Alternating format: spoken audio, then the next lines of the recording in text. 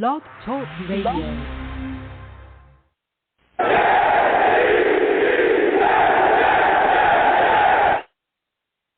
What's going on, folks? It's your boy Long Beach Joe, and we are back at it again. You got the Jets now, coming up on that bye week. This is an important week for us to rest up, get some players back, hopefully. Hopefully we get Gerard Davis back into the fold. But we're going to be talking about what the New York Jets have looked like up until now. A lot to discuss here.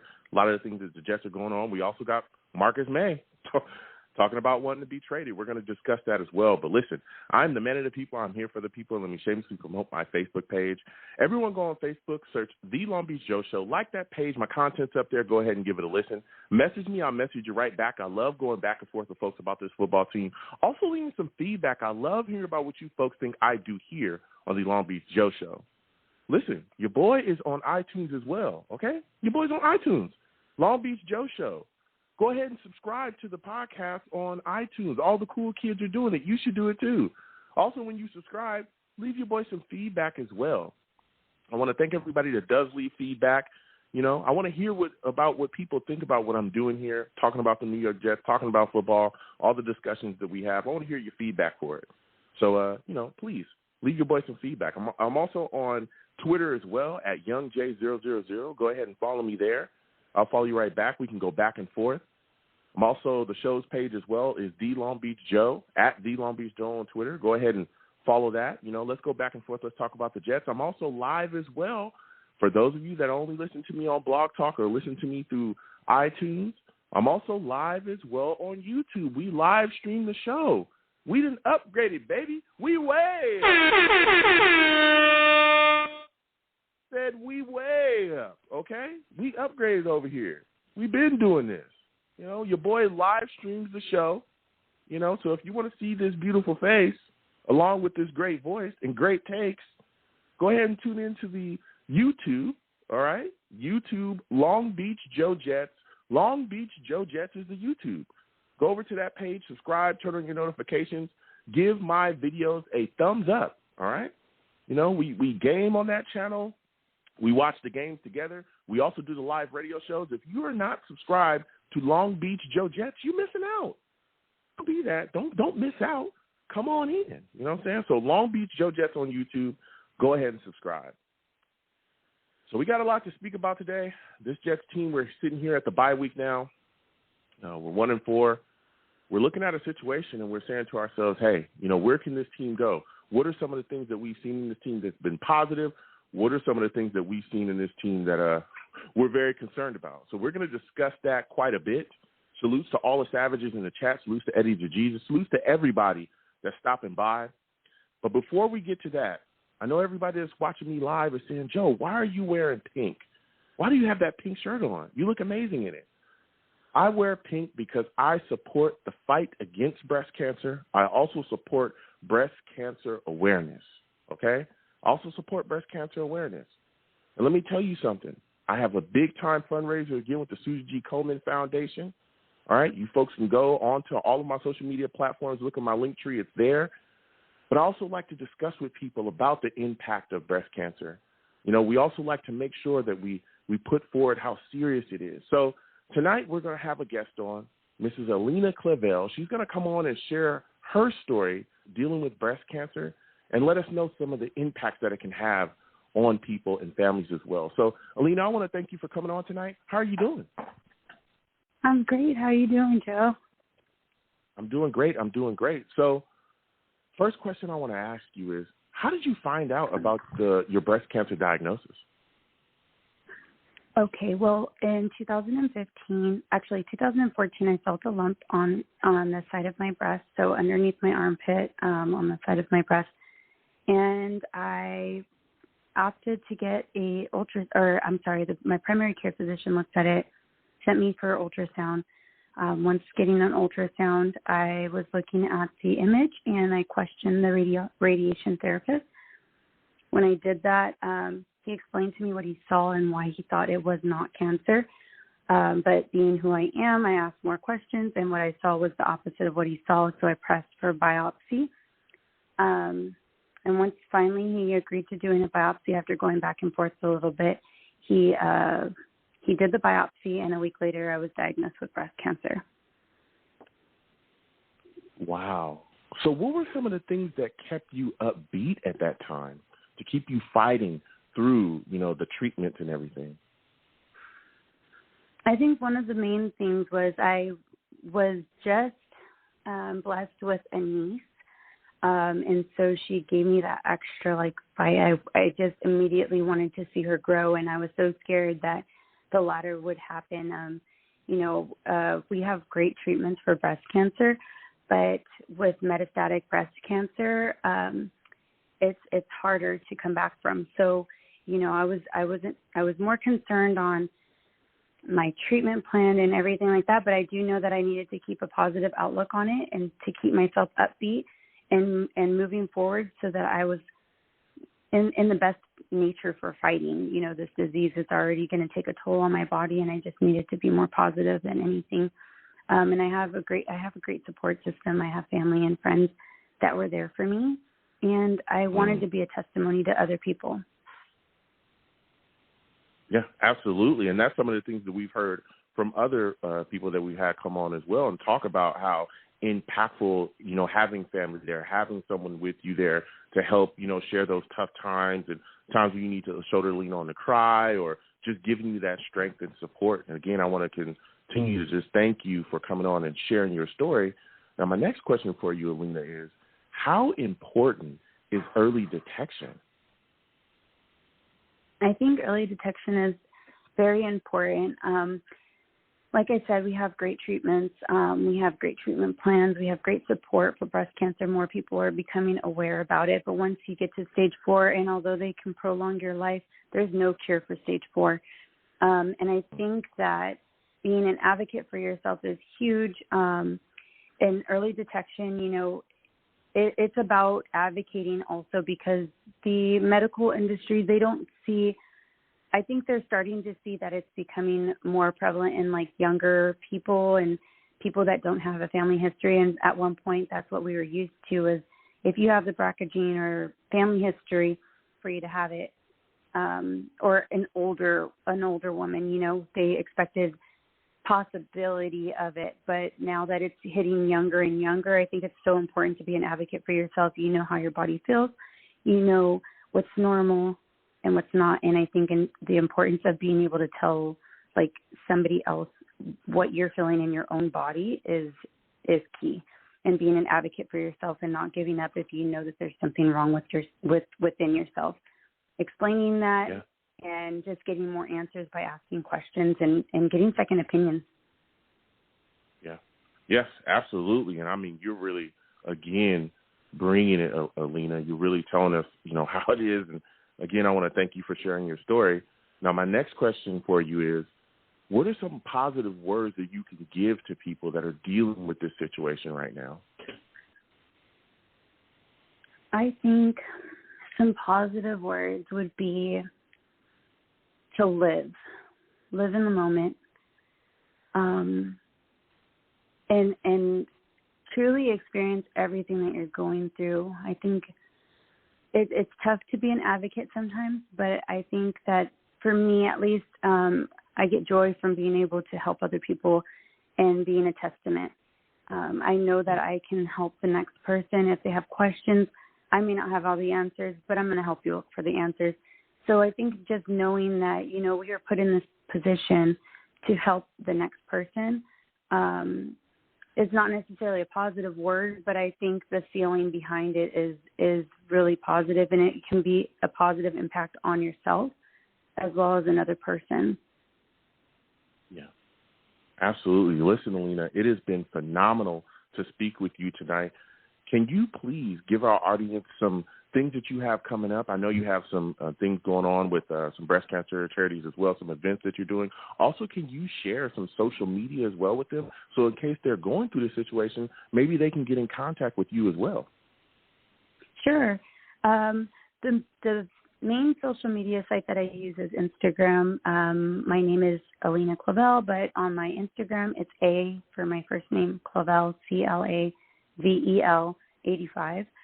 I'm very responsive on there. I've talked to actually many young women whose either family is going through it or they've been diagnosed themselves. We've had little conversations. We support one another. I'm also a part of the Southern California breast cancer group called the SoCal Breasties.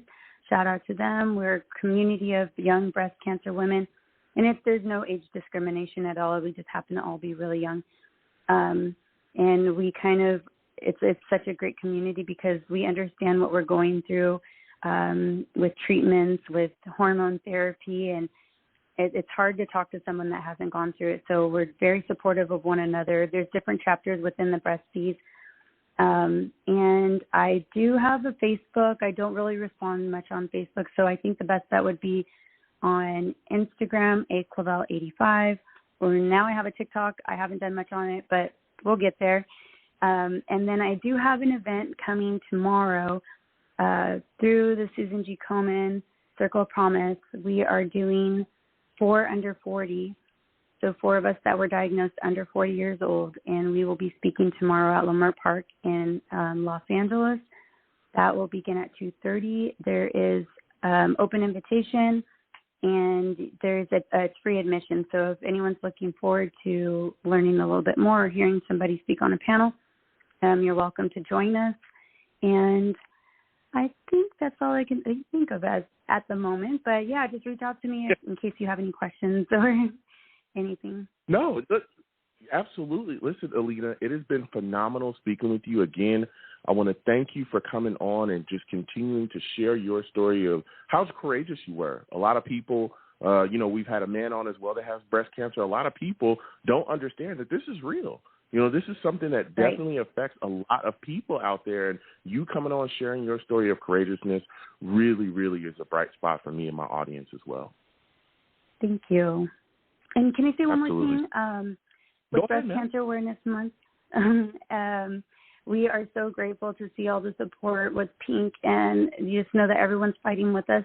And if you want to give back to companies that are going to donate 100% proceeds to breast cancer research, please, because sometimes it is a marketing tool, and I think there's research like foundations such as Mediviver who are putting the money forth for like stage 4 breast cancer patients. So it's a good use to donate to those foundations. Yes. And also hold these corporate companies accountable. Absolutely, yes, absolutely. I definitely hear that. Well, Aleena, I want to thank you for coming on again, sharing your story. You have yourself a good night, all right? Thank you, you too, Joe. All right, you have a good one.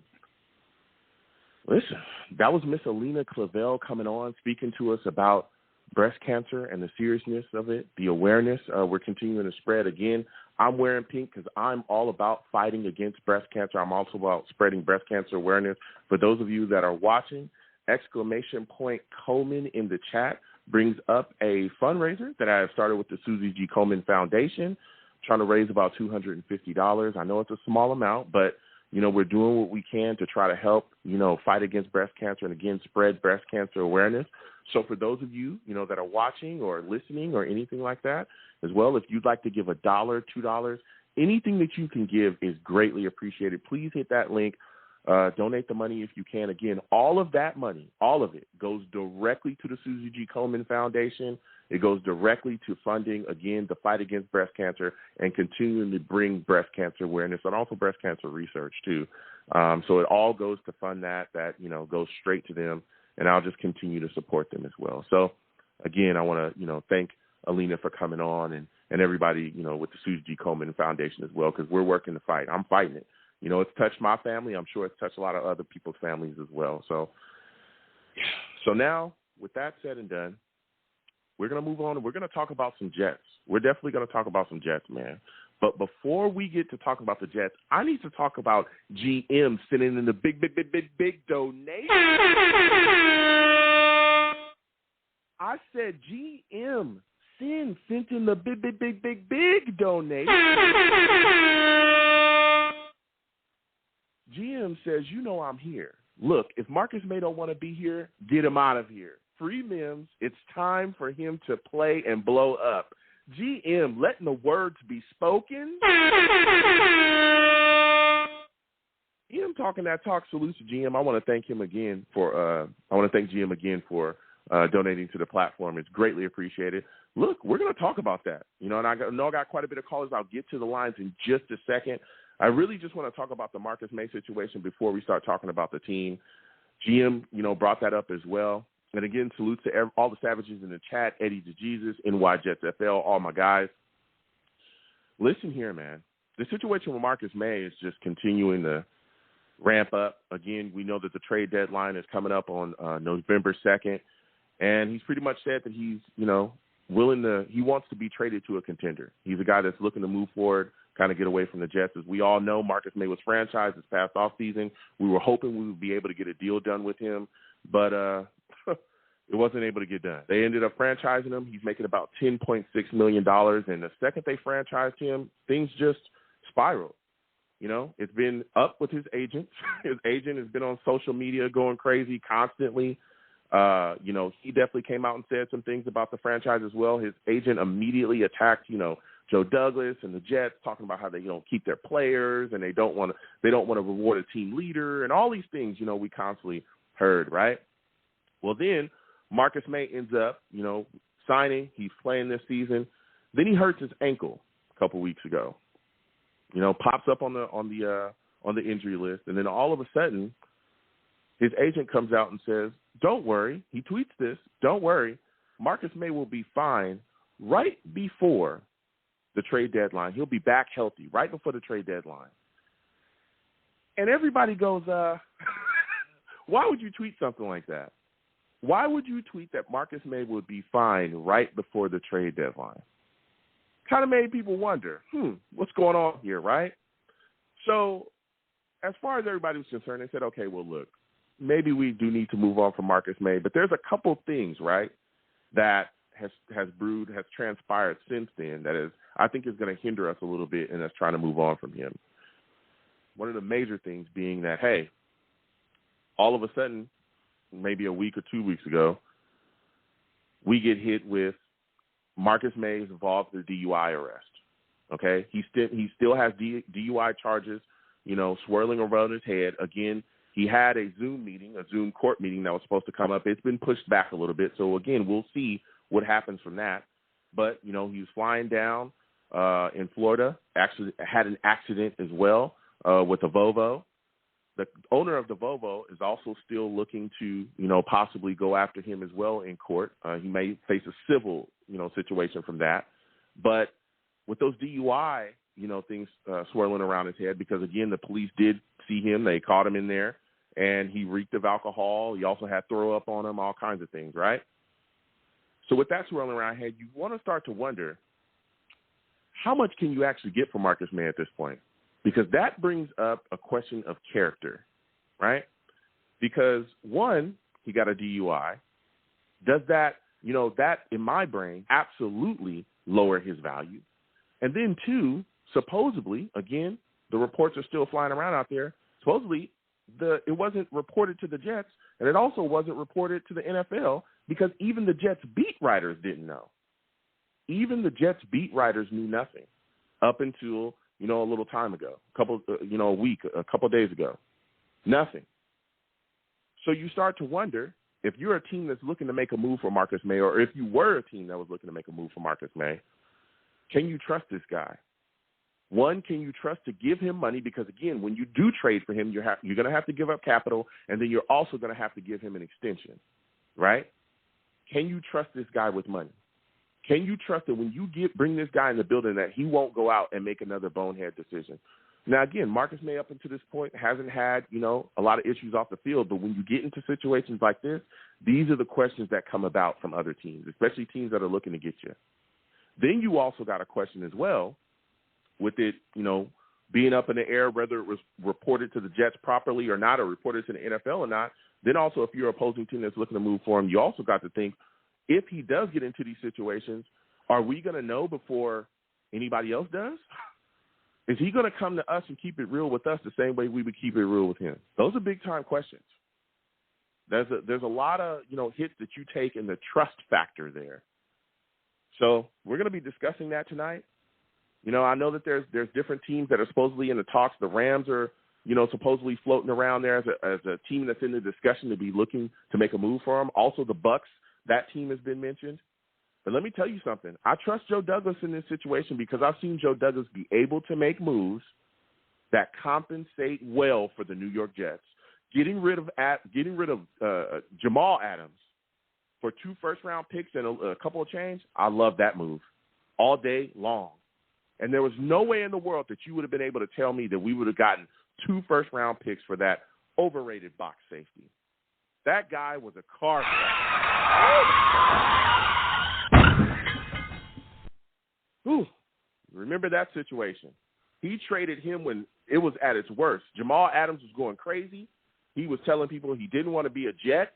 He was looking to go to the Cowboys. There was all kinds of things going on around here. He came out, did an interview with Manish Mehta. I mean, he did it all. It was completely crazy. And he ended up getting rid of that guy, getting 2 first-rounders, and getting some more picks. Then you also got to look at him making a trade, Chris Herndon, for a 4th. Wow. Chris Herndon did nothing here. And honestly, you look at, with the Vikings, he's done nothing there either. But I tell you what, he got a 4th rounder for Herndon who had done nothing here at all. What a move.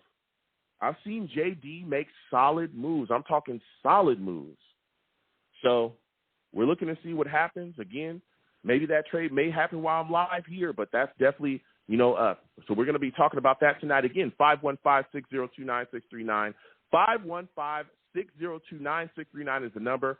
Call in. We are taking all callers as well. If you're watching, please give the stream a thumbs up and share the stream, okay? It's always greatly appreciated. I love, running into people to say, hey, this person brought me to the stream. This person did that, Please share the stream if you can with your friends or family across your social media, all those things. We're about to get to the lines.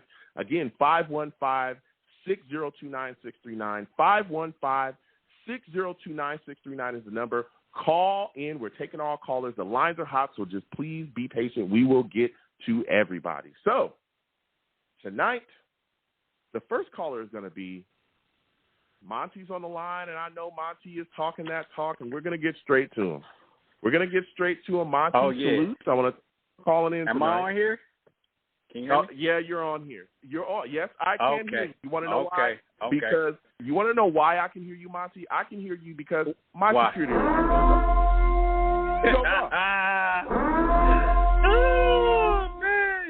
Man. Hey, Joe.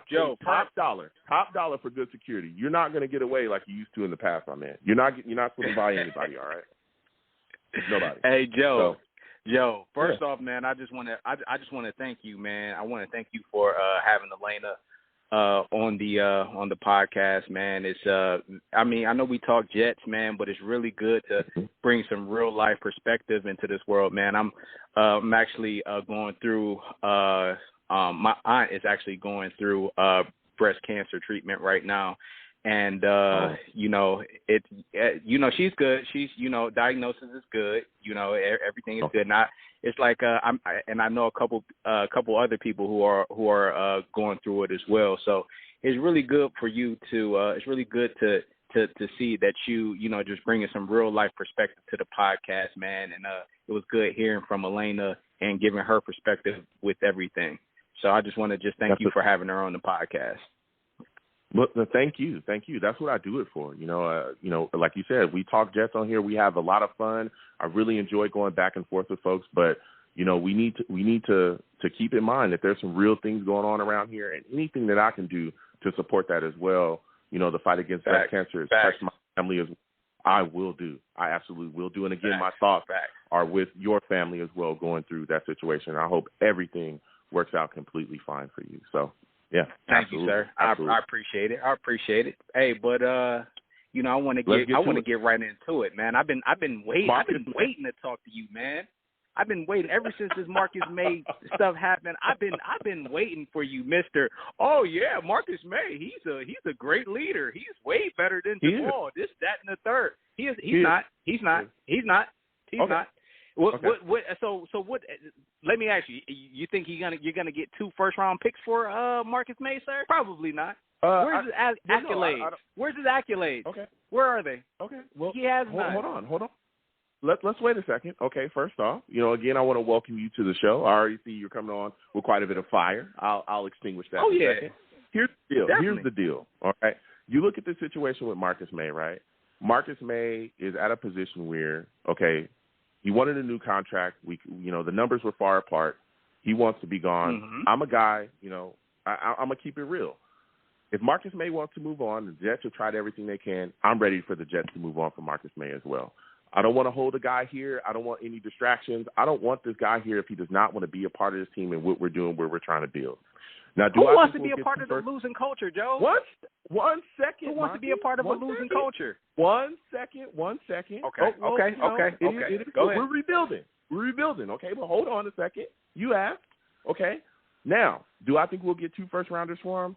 No, I didn't think we would get 2 first-rounders for Jamal Adams. But am I willing to take a second-rounder? Am I willing to take some other change as well, maybe a player back in exchange? Absolutely. That's what I'm willing to take. I think we can get a second-rounder, especially with these DUI things swirling around his head, right? I think we could possibly have gotten at least the first round before. Not a troublemaker, but a guy, that has a DUI arrest, right? And we're seeing what's going to stem that. Wow, that's the guy that you go on your team? With all of that swirling over his head, I absolutely think that is going to tank his value. Now, I'm going to give you the floor because I'm going to ask you, if we do trade Marcus May, what do you think that we'll get? What is the most that you think we'll get, and what is the least that you think that we'll be able to get for Marcus May? I think the most we'll be able to get for Marcus May is probably maybe a 4th or a 5th round pick. You have to think about it. It's mid-season, so unless somebody they're desperate for the position, I don't think anybody's really gonna trade a 2nd round pick or a 1st round pick for Marcus May, especially since he's coming off injury himself, and he's pretty much always injured. But I think also you have. How is he always injured, Monty? What he's always have to back that up? Joe, so what? He's not gonna act like he doesn't have knick-knack injuries like all the time. Listen, he played the first year. He missed the whole season, right? He missed the whole season. He missed 1 half of a season. He missed 1 half of a season, Monty. Outside of that, he's been healthy since he's been here. Outside of this ankle injury he just had. Outside of that, he was injured. He had nagging injuries last year too. But anyways, I think, and he played with them, Monty. Okay, that's fair. That's fair. So I need some facts. As a matter of fact, if you go back to last year, Monty, he was actually one of the best Jets on the team. He was actually voted team. So what does that mean? Being one of the best Jets players, what does that get you? What does that get you? Does that get you a Pro Bowl or something? It shows you that he was a great player, Monty. Was he not? Did he not play well for us last year? Well, that's not saying yes, much. He did. What was our record? Oh my God. What was our record? Being the best player on a bad team doesn't mean anything. That just means you're just the best player on a bad team. That doesn't mean like if you were to go to San Francisco, you would be the best player. Or if you were to go and play, yes. Monty, what are you talking about? This guy continuously has shown you his ability. He was the best safety. He's been the best safety on his team since he got drafted. What are you talking about? Has Monty? he? Because when Jamal Adams was on the team, he had 2 all-pro years. I've never seen Marcus May have anything close to all-pro. But that's just me. Well, that's just me, Can I ask you a question? So, again, yes. And I know this is, you know what this is? This is a troll because you love Jamal Adams. That's what it's really about. And you've always been wanting to dig at Marcus May because everybody said, look, Marcus May is a guy that we can move on with. Forget Jamal, let's move on from him. You've been bitter ever since we got rid of Jamal. Well, here's the deal. I'm just what is Jamal doing in Seattle? No. I just wanted that same energy. I just wanted that same energy that you gave Jamal. I just wanted that same energy that you gave Jamal, Joe. That you gave Jamal. He's a bad teammate. He's a bad teammate. That he was. He wasn't.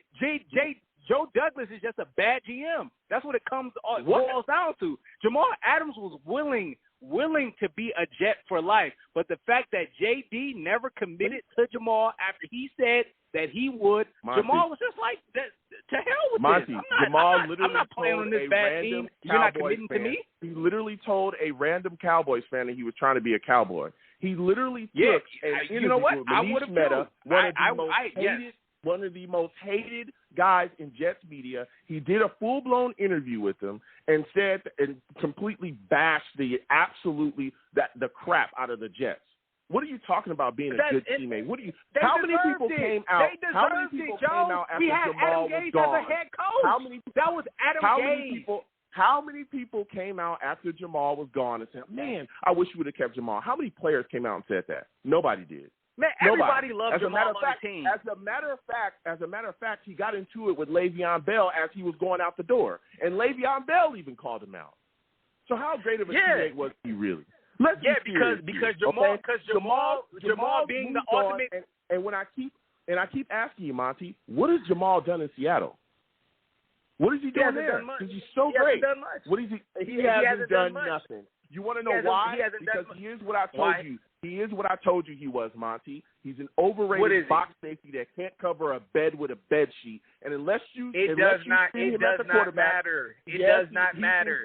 He was still a baller. He was still balling for the Jets. Outside linebacker that can't figure out how to cover. And that's fine. He's one of the weaknesses of the Seahawks defense. What's wrong with being a hybrid linebacker? Because he's not a hybrid. He can't cover. He's a safety, Monty.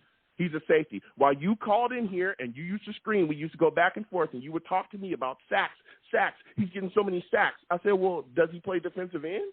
No. He's a safety. He's still affecting the game, Joe. Where's your coverage skills? I don't care what your position. Can you affect the game? Is a sack? Did he have more sacks than Seattle has one of the worst defenses in the league. How is he affecting the game? He had more sacks than Franklin Myers. He had more sacks than Franklin Myers. Yeah, a guy that we just gave $11 million to. Monty. So I'm just saying, JD. This is just how bad. This is just how bad the team is. Joe Douglas just needs to go. I'm tired of him. Anybody that was good on the team, Joe Douglas does not want to pay. He's proven it. Sam Darnold, we got Jamal Adams, we got Marcus May, we got Robbie Anderson, we got Leonard Williams. We have all these guys who can produce. And Joe Douglas says, you know what? I don't want to pay you. I'm just going to get rid of you and give you and get draft picks for you and draft nothing. I'm going to draft Zuniga. I'm going to draft Ashton Davis, who hasn't done anything. Let me draft all these below average players with all these picks I'm getting back. He's a fraud, Joe. How can you not see that this guy is trash? How can you not see it? Okay, Joe, let me ask you this. Can I ask you this, Joe? Name all the best players that are on the Jets right now. You are crazy. Name them, Joe. Name all the best players on the Jets. Mekhi Becton is a good player. But again, Monty, hold on. Before you say those things, I think you need to realize that we're also a very young team, right?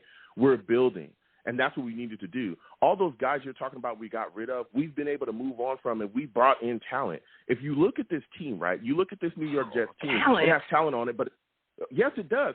Corey Davis is talented, right? Jamison Crowder is talented. Again, I just talked about Mekhi Becton. Elijah Vera Tucker is talented. When you go to the defensive side of the ball, Carl Lawson was supposed to be here. He ruptured his Achilles. I know you're laughing at Carl Lawson. You're laughing because you're the crazy one, Monty. Carl Lawson is a guy that Joe Douglas also grabbed in. He's here. He's talented. When he comes back, we're going to be right. John Franklin Myers showing up, right? We got Bryce Huff showing up. Sheldon Rankins.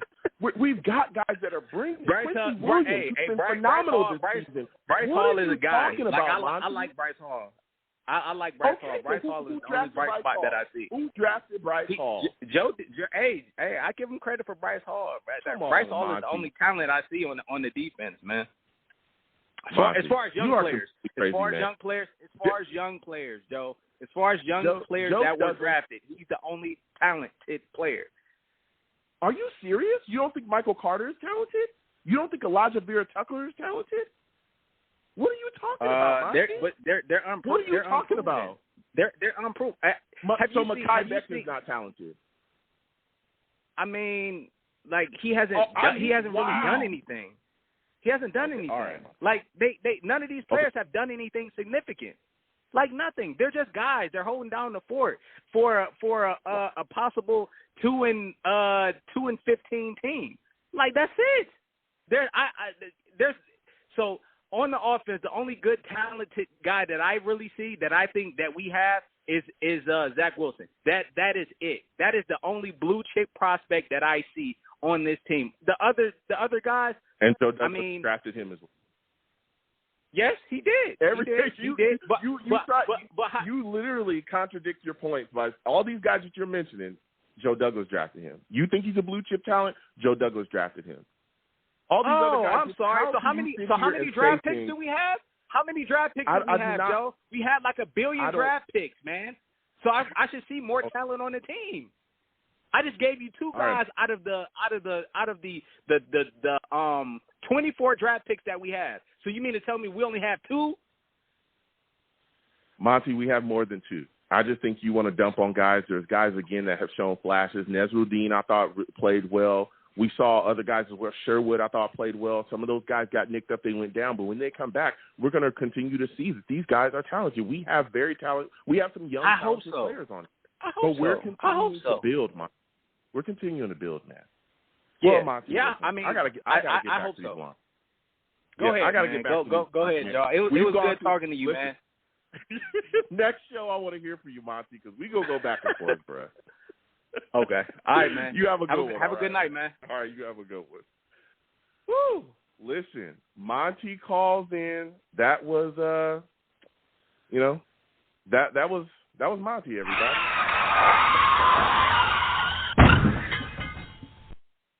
That was Monty. He said what he had to say. We're going to get to everybody again. 515-602-9639. 515-602-9639. Call in. The lines are hot. We're going to get to everybody. Please be patient. Monty calls in and things just go awry. Do you see how he gets my blood boiling a little bit? I stay calm. I stay composed. But come on. Mekhi Becton's not good? Like, come on. Salute to everyone in the chat. Please like the stream if you have not liked it already. Also share the stream as well. I'm always grateful when people do that. If you'd like to support the stream as well through the Super Chat, please do. Outside of the Super Chat, you can hit the Cash App. If you don't want to go through the Super Chat, I have a lot of people that say, hey, I do not want to, get to the Super Chat. I want to go straight to your Cash App. It's right there at the bottom of the screen. Please give to the Cash App if you'd like to. Anything you give is greatly appreciated. And again, ! Coleman in the chat brings up a link directly to the Susie G. Komen Foundation for a fundraiser. That money goes directly to the Susie G. Komen Foundation. If you can give to that, it'd be greatly appreciated. $1, $2, whatever you can give is greatly appreciated. So we're going to keep getting to these lines. Again, everyone, please be patient. The lines are hot. Monty just absolutely goes crazy. Donovan, I'm coming directly to you. Donovan, salutes to you, Donovan. I want to thank you for calling in. I'm coming off of a scuffle there all over the phone with Monty. We're definitely going back and forth as usual. What the heck was that? He was bugging out. Like, I get your frustration, my G, but, like, you need to relax. Like, you bugging out. Like, wait, you mean to tell me that there's no talent on the roster? And we have the youngest roster in the NFL? Like, this is an evaluation year. We all said that. Like, don't get me wrong. We can get into – because you saw me in the chat during the game on Sunday. I almost – listen, it was rough Sunday.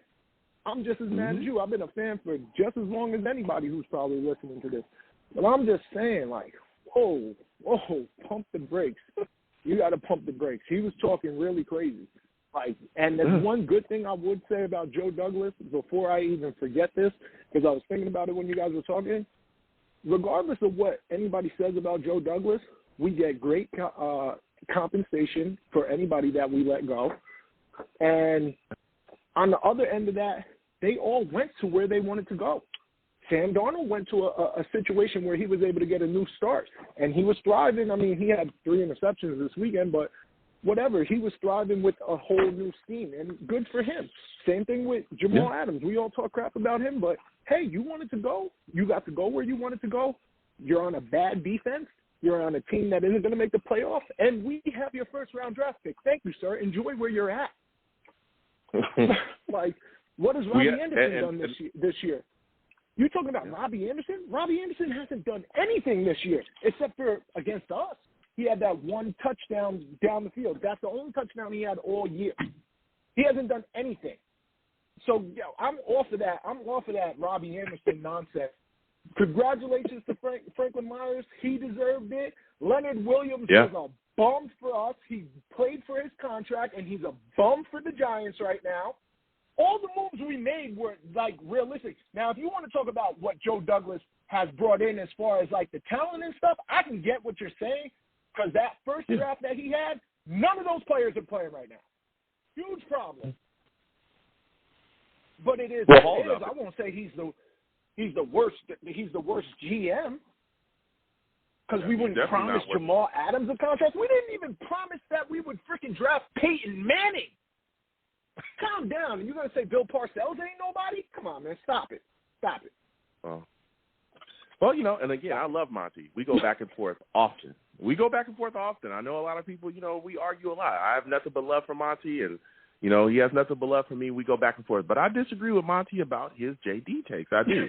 Again, I'm not a Joe Douglas apologist. I'm not. I know that there's some areas where he needs to clean up. But, again, he only had so much. I think a lot of people also forget that he came into a team that was dealing with the fallout of Mike Maccagnan. Mike Maccagnan was horrific. He was a horrific general manager.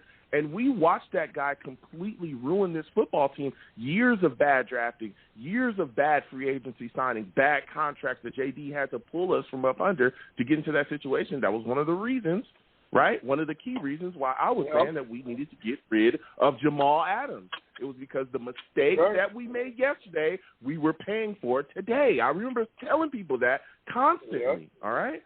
But, man, you know, Monty, you know, he stoked the fire. So we definitely go back and forth. And, again, I want to thank you for calling in. But, you know, his take is his take. But I want to get your thoughts on this situation with Marcus May, man, because let me tell you something. A lot of people are ready to move on from him. And the trade deadline's coming up. It's going to be on November 2nd. Do you think the New York Jets will make a move and get rid of Marcus May? And what do you think we should be able to get back for him? We should definitely make that move. I said in the summer we could. I would have been fine if they made the move in the summer. I had no problem with that. Mm-hmm. I mean, at this point, you just left us in a crappy situation, and the agent tweeting nonstop is annoying because, dude, you didn't even report this properly with the NFL. So now you have Twitter fingers, and you want to sit here and cap for your freaking your guy, but this is your fault too. You messed up wherever his next destination may be because you didn't report things right. So now instead of a 4-game suspension, which you would have probably got, it might be an 8-game suspension because you didn't report it properly to the league. So now you put the Jets in a bad spot, and you put yourself in a bad spot. Yeah. And I mean, it's tough. And again, with all that looming over his head, I think that cuts into the value. So I'm wondering now, you know, before I thought maybe we could get a first rounder possibly, but now I'm thinking maybe a second rounder and some change. I mean, what is the least you think we'll be able to get for Marcus May? You think we'll get a second rounder for Marcus May? I think we could. I think a second rounder and maybe a fourth. You don't think so? No, I believe before all of this came out, I think that would have been possible. But now, I say you'll be the most you could possibly get is 1 third-rounder. But anything else, realistically, I think maybe a 4th rounder and a flyer player maybe. Like, I just don't see it because whoever's the next franchise that's going to pick him up, they know they're going to have to take the 4-game suspension or whatever it may be. He's not the youngest player he's not the youngest safety. He's not the oldest either, but I don't feel comfortable throwing a bag at this guy when he has how many more years before he's on his decline? He's going to turn 29. Yeah. So, I mean, it stinks the way things are set up for guys to get paid, especially running backs too. I think that's super foul. I think running backs should get paid for what they did, not what they're about to do, because the window for a running back being a top running back nowadays is small. What is it, maybe 3 years? You'll have 3 really good seasons, 4 at best, and then that's the end of your rookie contract. Now you have to renegotiate, and they're looking at you funny. So it's messed up the way it goes. I don't make the rules, but I'm saying I don't want the Jets to get hit with something that we shouldn't be doing either. I don't think we should be paying Marcus May $14 million a year when he's going to produce for us maybe one good year on that contract. Yeah. And who knows what type of injuries, because he did get injuries. That's one thing I would agree with what the last caller said. Marcus May has injuries. He had the neck injury. He has neck. I mean, the neck was the biggest one, but, I mean, at the end of the day, you're getting an older player too, so where it goes. Yeah, but even with we've seen he was a little nicked up before, especially I think like in preseason his first year, but he played all of the games his first year. It was the second year where we saw the injury, but he was able to come back, and we saw him, able to play the third year. He's fine. So I think a lot of the and I'm not talking bad about him. I like Marcus May. Yeah, but I think a little bit of the injury stuff for him is a little kind of overblown because again we've seen guys miss time like that as well and come back and play well, and we saw that with him. So but we'll see what happens going forward. But there's a lot of talk as well. A lot of Jets fans looking to make a move because that trade deadline is coming. We're starting to hear more and more about it. There's a lot of Jets fans that want to trade for O.J. Howard. They want to see the tight end position addressed. Are you one of those fans as well? I mean, what kind of compensation are we giving the team for O.J. Howard? Because I just watched him last night, and he looked a little limpy with that Achilles tendon still. Mm-hmm. I'm not saying he isn't a talent. That's a big tight end. I like O.J. Howard, but what I saw, if that little capsule size of what I saw last night, we're better off getting Zach Ertz. At least he had a touchdown. Shoot. Yeah. Well, Ertz is he's in Arizona. Now they got traded to Arizona. So yeah. I'm just now getting out of work. I haven't touched my phone. The message came up. I've been wanting to call. So I just called the number real quick. I haven't looked at anything. Absolutely. Today. Yeah, no. Listen, I hear you. He just got traded to Arizona for Tay Gowan, I believe, and a 5th-round pick. So he's already in Arizona. I know a lot of Jets fans were looking to get him too, but now he's gone. You know what I'm saying? So he's off the market.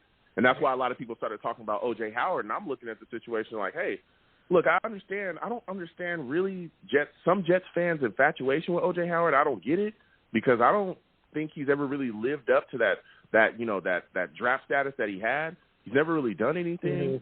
Mm-hmm. But I think the tight end position. I don't think he can block. We need a blocker too. Yeah, we can't just keep flip-flopping guys. We gotta know what's going on. Exactly, and I understand, people want to boost that tight end position, but I'd rather take the compensation if we do trade Marcus May this year, if it actually does happen. Let's take that compensation and then continue to build the football team with young guys. O.J. Howard is not a guy that I would be interested in bringing in, especially not trading for.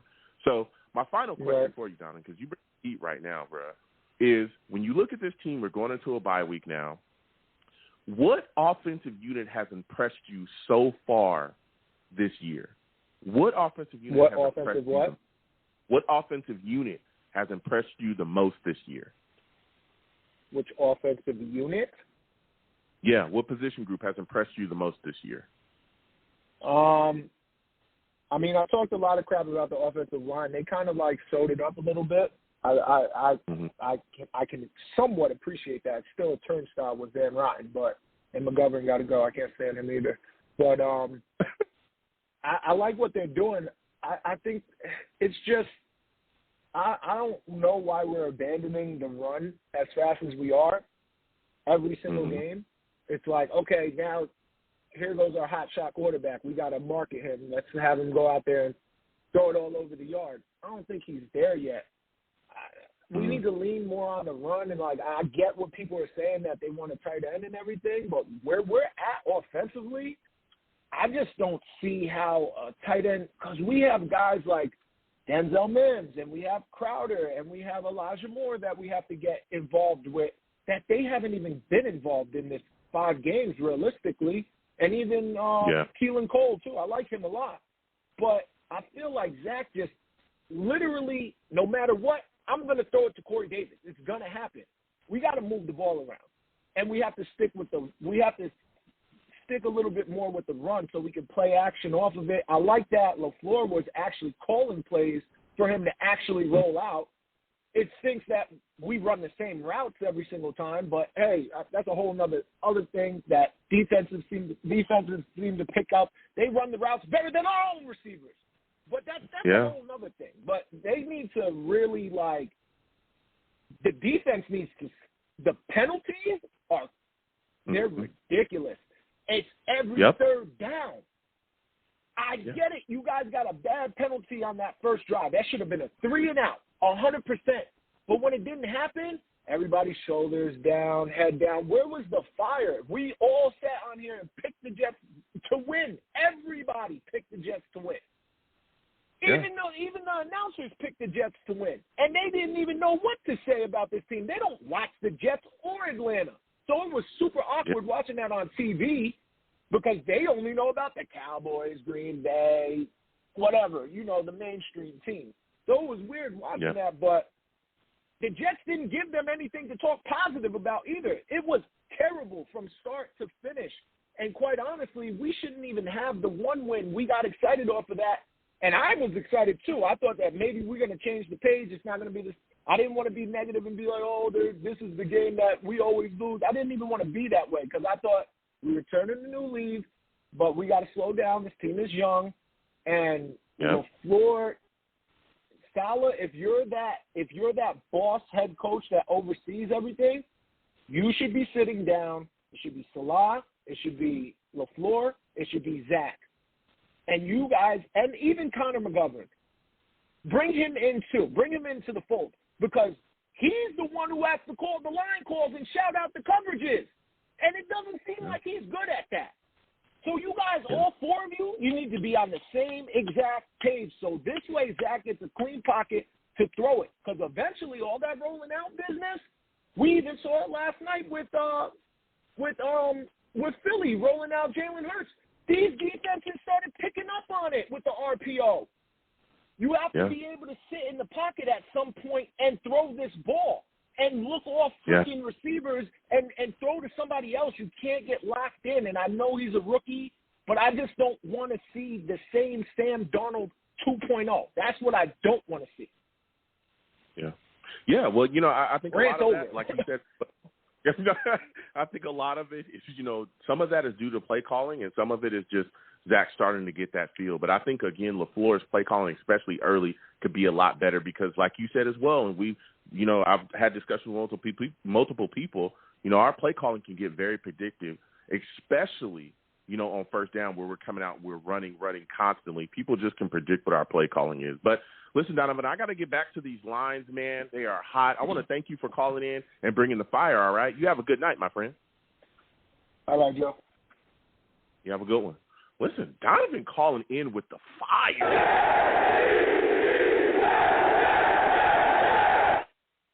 Off the heat. Again, we'll continue with the lines. 515-602-9639. 515-602-9639 is the number. Call in. Next, I'm going to my guy, Shaq, man. We're coming to Shaq. CT Steve, hold on one second. We're coming to Shaq, all right? Shaq is going to bring the heat. We all know that he knows his Jets, and he has his takes, man. Salutes to you, Shaq. I want to thank you for calling in.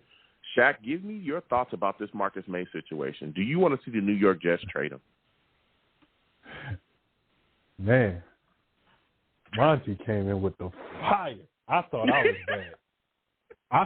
was bad. Boy, I can't lie to you. I would say he bought greatness, but I'm not going to fully agree with him. Honestly, Marcus May, how I feel. You know how I feel about Jamal. Joe, we got 30-minute segments of us talking about Jamal. You know how I felt about him. And Marcus May, I wasn't, really a super fan of him, but, I'm like, he'll be good to keep for the future. But like, like you guys said, he's 28. Why would you pay a 28-year-old big money? Marcus May was never a speedster. So, the older he gets, he's going to get even slower. So, I mean, you got to do what you got to do. Get something for him. I said you should have got something for him last year because our team was so bad. It's better to get something, for him now because you knew his contract was coming up. You knew it was coming up. You should have got something for him last year in the middle of the season because you most likely could have got what you're looking for, Joe, because I don't think we're going to get a second and some change. If we do get a second, I think we'll be lucky. But I think we could get a third with, a fifth or sixth, that in that direction due to his contract situation, due to his age, and due to, what's going on in, outside with the DUI. Yep. So yep. That's why I said it was better to do it last year. We should have did it last year. We could have got a second and some change last year. Yeah. And again, I want to thank you for calling in. Look, I think we can get a second, but I understand why people are saying, hey, that value is going to drop because, again, even without the age and the, having to sign a contract, because, again, if you're a team that's looking to get him, you already know that those things are coming with it. But that DUI arrest and the charges swirling around, that makes a lot of teams that probably would have been, more in the chase kind of back away like, whoa, wait a second here. With this on the table now, can I trust this guy? Is this a guy that I want on my team now, making these kind of decisions? Yeah. Do I want this guy in my locker room? There's a lot of questions that come along with that. And when you're a team that's giving away capital, that could, again, make a team kind of back up. Now, we were talking about trades. We talked about Marcus May, but there's a lot of Jets fans that wanted to see us land Zach Ertz. And a lot of people screaming, are you upset that the New York Jets weren't able to make a move for him before he went to Arizona? I am, but I see why we won't make these moves because, like everybody said, this is an evaluation year. It sucks to say that. I still feel like, we could have made some changes, because I want to get back to that Monty situation. I want to really get back to that one because I really like that. But, with him attacking Joe Douglas, I don't blame him. Because the record shows, regardless of what Joe did, how many people we trade for, anything, the record shows. And the record is awful. It's terrible. He's not – I feel like he should be more aggressive because I feel like we can make this a lot faster. There's a lot of teams out there that did it in 1 year, and I can name them. Philly did it because the year before they won the championship, they were 6-10. Jacksonville did it. They won 3 games, and then they went to the AFC Championship game. San Francisco, they picked before us, and they made it to the Super Bowl the next year. You get what I'm saying? You get where I'm going? Like, you can do it. You can pull this off. You just have to be more aggressive with the money. He has to actually swallow his pride and trade back.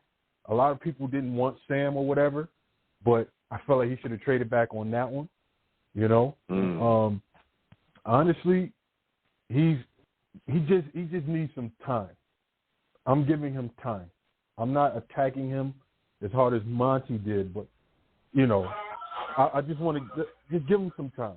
Let's just see how it works out. Because he, like everybody said, this is a young team, and all this other stuff. And now the Seahawks is declining. They're going to lose. We all know they got Geno Smith at the helm. They're losing. There's no question they're losing. I'm going to give him the chance to, see what he does with these first-round picks. Because now that we have the quarterback, and it's some talent. It's some talent. Michael Carter, he's going to be like him. Yeah. We could handle the tight end situation if we put Denzel Mims, in a little bit more closer to the line of scrimmage, not a tight end, but hybrid tight end like Quincy Williams was, try to play that role with him. You know what I'm saying? Like you can do some things if you don't want to trade for a veteran guy. Because me personally, I want Odell in the building, but we know. Wow, really? You want Odell? That was going to be one of my questions. Was a lot of there's some Jets fans that are screaming for Odell Beckham. You're a Jets fan that wants to make a move for him? Yes, I do. Because I know he comes at a cheap price. But the problem is the baggage that he brings to a young team. That's exactly what I was about to ask. That's not going to help. It's not. It won't help. Listen, Zach, it won't help. No, it won't. Wouldn't you be concerned about the impact he'd have in that locker room? Because again, I'm not here to call people out, but everywhere he's been, it's been the same thing. Where a lot of people are saying, "Hey, this guy, he's a cancer." He comes here. There's a lot of baggage brought back with him. The Giants got rid of him because of that. Now we're seeing that he's on the Browns and things aren't necessarily changing over there. Why bring that type of headache to your situation, especially, again, he's coming off of an injury. How much time does he have left? Do you want that type of stuff? Do you want the remnants of those issues in your locker room where we're just coming away from a space where we were trying to clean things up, here with the locker room as well? Because, again, our past is riddled with issues locker room-wise. Yeah. That's why I said it won't happen, and, I see why it won't happen, because Odell will come here and rip everything up. We got a rookie coach, rookie offensive coordinator, and a rookie quarterback. No. Now, if we were contenders, we had Bill Belichick in the building, we had, a quarterback that can handle Odell, then that's different. But I know that's, we got, everything is new. Everything is new. Everybody is learning. LaFleur, this is his first year offensive coordinator. I'm not ripping him fully. He's learning. He's learning on the fly. I wish it wasn't like that, but I feel like he's learning on the fly. And Robert Saleh is coaching everybody for the first time instead of the defense. And he brought some improvements to the defense. Whether a lot of people don't like it or not. He's doing a lot with a little. We thought we was going to have the worst, pass defense ever. Yeah. And he's doing a solid job. Not a great job, not a good job, but it's an okay job with what he gets. Yeah, he is. He's doing a solid job. But just to go back to the offense, you talked about LaFleur. I understand that he's, learning or whatever it is, right? But I don't want to have to wait too much longer for him to figure out, learn his job to then make sure that Zach Wilson understands what he's supposed to do out there. I need LaFleur to step up, man. I do. Especially if we're talking about calling early in the game, especially if we're talking about getting, away from scripts and things like that. I need you to clean it up, dude, because these slow starts offensively, you not calling plays to get aggressive and take shots down the field early, you being extremely predictable within your play calling is going to cause us nothing but issues. I need LaFleur to get on board, man. I need him to get going faster. I'm sorry. I understand he's a rookie head coach, about so on and so forth. I don't care about none of that, okay? Because we drafted a young quarterback. You're here to mold him. You're the guy that he's going to be looking to. I need you to step up with your play calling. I do. I really do. So my final question for you, Shaq, because you're bringing the heat, man, but before I let you go, give me your biggest surprise on defense. What was the player that was a big surprise for you that you didn't necessarily think was going to produce as well as they're producing this year so far defensively for us? Man, I might sound stupid, for this side, but those two linebackers, man, I didn't think. You got to think about it. I didn't think CJ was going to play like that. I didn't think CJ was going to play the way he did. And I didn't think Quincy was going to play the way he did. I'll tell you why I thought CJ wasn't going to play that way. 2 years out of the NFL, that's a long time. And then to come back and to play at a Pro Bowl level, is not even, a lot of people probably might say not a Pro Bowl level, but, it's still a good level for being gone for 2 years. That's pretty good. I'm like, that was, I'm like, man, he's on fire out there. Then Quincy Williams coming in, undrafted. I kind of wanted him in the draft the year he was in the draft class. I'm like, hey, man. He out there dumb. He out there looking better than his brother. Don't get me started. Now, that's a hot take right there. That's hot right there. Now, that's hot. That's hot. Don't get me started. That is hot. That's hot. Go ahead. He looking Here better we go. I'm only saying that because Quentin coming in at the number 3 pick. Come on, man. You can't be getting pancaked on the ground the way you were getting pancaked against Atlanta, man. On the run, man. Come on, man. Need you to get some stronger knees or something, baby. You can't be getting pushed down. You're supposed to be the next Aaron Donald, man, getting picked at number 3. You can't be out here getting pushed around and not getting, these sacks. John Franklin Myers is undrafted and he's outplaying you. That's not good. He's outplaying you. He's not undrafted. He was a second-round pick, but he's outplaying you. And he got picked up off the street. Come on, man. These are facts here, man. He played the position. It was crazy. He played his position, but now he's playing the end position because he's that versatile. You know what I think we should do? This is going to be bold right here. Here. Joe, you probably slap me if you see me. I think we should trade Quentin. I think we should trade him. We'll get some value, man. Get some value for him. Shaq. Everything was Get good. some value for him. Get some value. Yeah, I'm coming with the heat, Monty. You ain't the only one coming with the heat tonight. You ain't the only one coming with the heat tonight. Shaq. You ain't the only one coming with the heat tonight. You got to think about it, Joe. Shaq. Joe, now we're trading think about Quentin it. Williams. Go ahead, Shaq. I'm gonna let you finish. Oh. Think about it. Are you gonna pay Quentin Williams top dollar? Would you do that? A defensive tackle? Would you do that?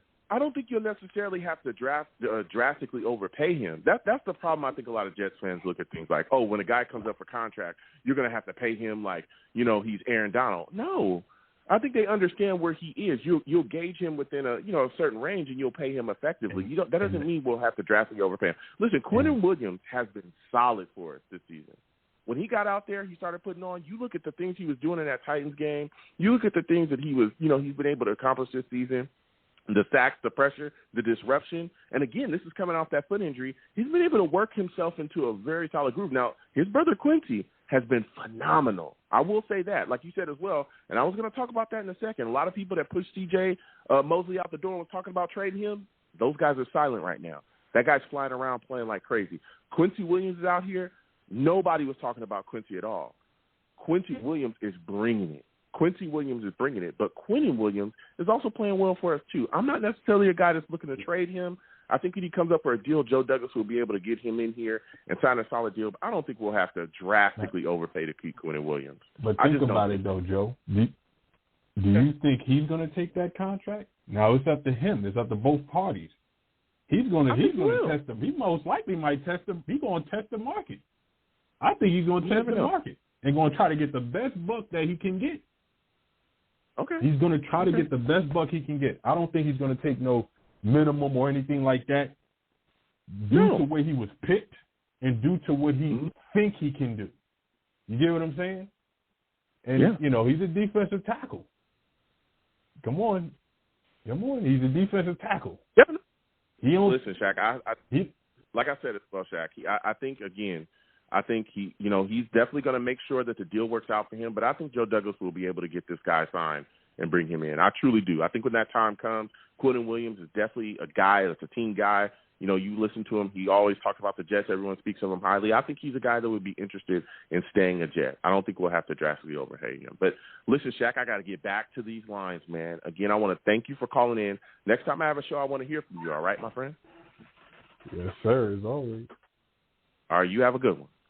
Listen, Shaq calling in, interesting points, I don't necessarily agree with training Quentin Williams. I'm not there, and I think we'll be able to work out a deal with him. But, again, 515-602-9639. 515-602-9639 is the number. Call in. We are taking all callers. We'll get to everybody. The lines are hot. Please be patient. All right. Next, I'm going to my guy, CT.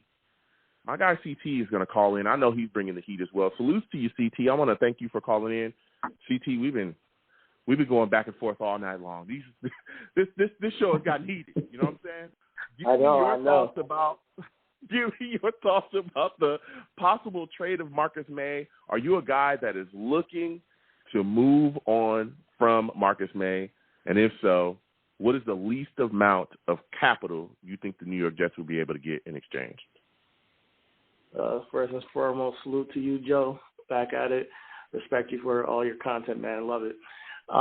Thank you. When it comes to Marcus May, homeboy, gotta go, man. I mean, I hate to say it, man, but I love him. I love Marcus May. I don't care about his age. I don't care about none of that. I personally would like to pay him, but that's before, his agent was talking all this, booty chatter. So I feel like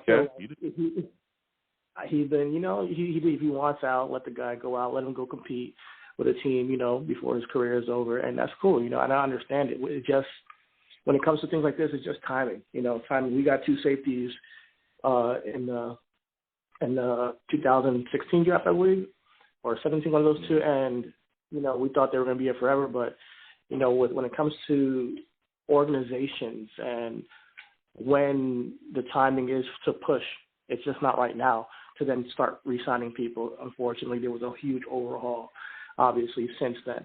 And it's just part of the process. I know the last caller was like it could be done fast, but no, it can't. It can't be done fast. This is a process. So getting rid of Marcus May and getting some picks, I believe that it's going to help us with our process. The Jets are not an organization that always had the right coach or always had the right GM and quarterback at the same time. And I always preach that you got to have it all at the same time, or at least two of the three at the same time to then make a push the next year. I mean, a lot of these teams that Homeboy named, a lot of them already had the same coach. So they had the same system, same players, and they might have added like a little piece of to make them now a playoff contender. We are very far from that. So it's going to take some picks. It's going to take some free agents. And it's going to take some time for our young guys to grow into the players they are. A lot of these guys are first time playing, second year playing, and a lot of guys don't find their rhythm until like year 5 that year. And Brandon Marsh talks about it all the time. He didn't find his rhythm until like year 3, 4, 5, and then he felt like he was, a NFL player with confidence, So think about it from that standpoint, So when we get some of these cats like Bryce Hall to actually say, oh, yeah, I'm in my 3rd year as a veteran, or, Michael Carter's in his 2nd year, 3rd year, it's going to make the team feel like it's an actual team. Because right now, let's face it, we're all figuring out what this team identity is, and that takes, real game in-game reps. So, when it comes to Marcus May, let's see if we can get a 3rd. I think we can get a 3rd and maybe another pick, like a low draft pick, a 5th or 6th along with it. Or maybe we'll get a 3rd and a backup safety. Yeah. I've talked about it. I'm looking for a 2nd-round pick. A lot of people have said, maybe before the situation with the DUI, Joe, probably got a 2nd. But now I know a lot of people that are in your mind frame as well that a 3rd-rounder would work, and they're ready to move on from him. And again, I love Marcus May. I think he's phenomenal. I think he's a great – but I'm about tired of it as well.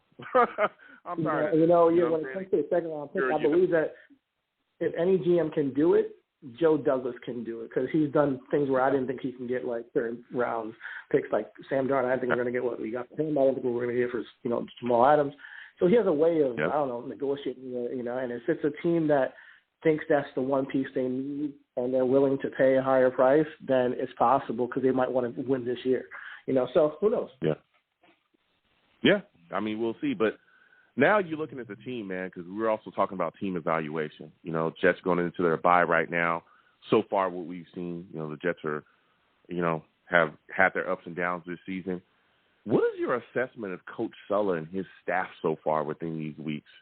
What are some of the things that you've seen that is positive? What are some of the things you think coming out this bye week need to be fixed?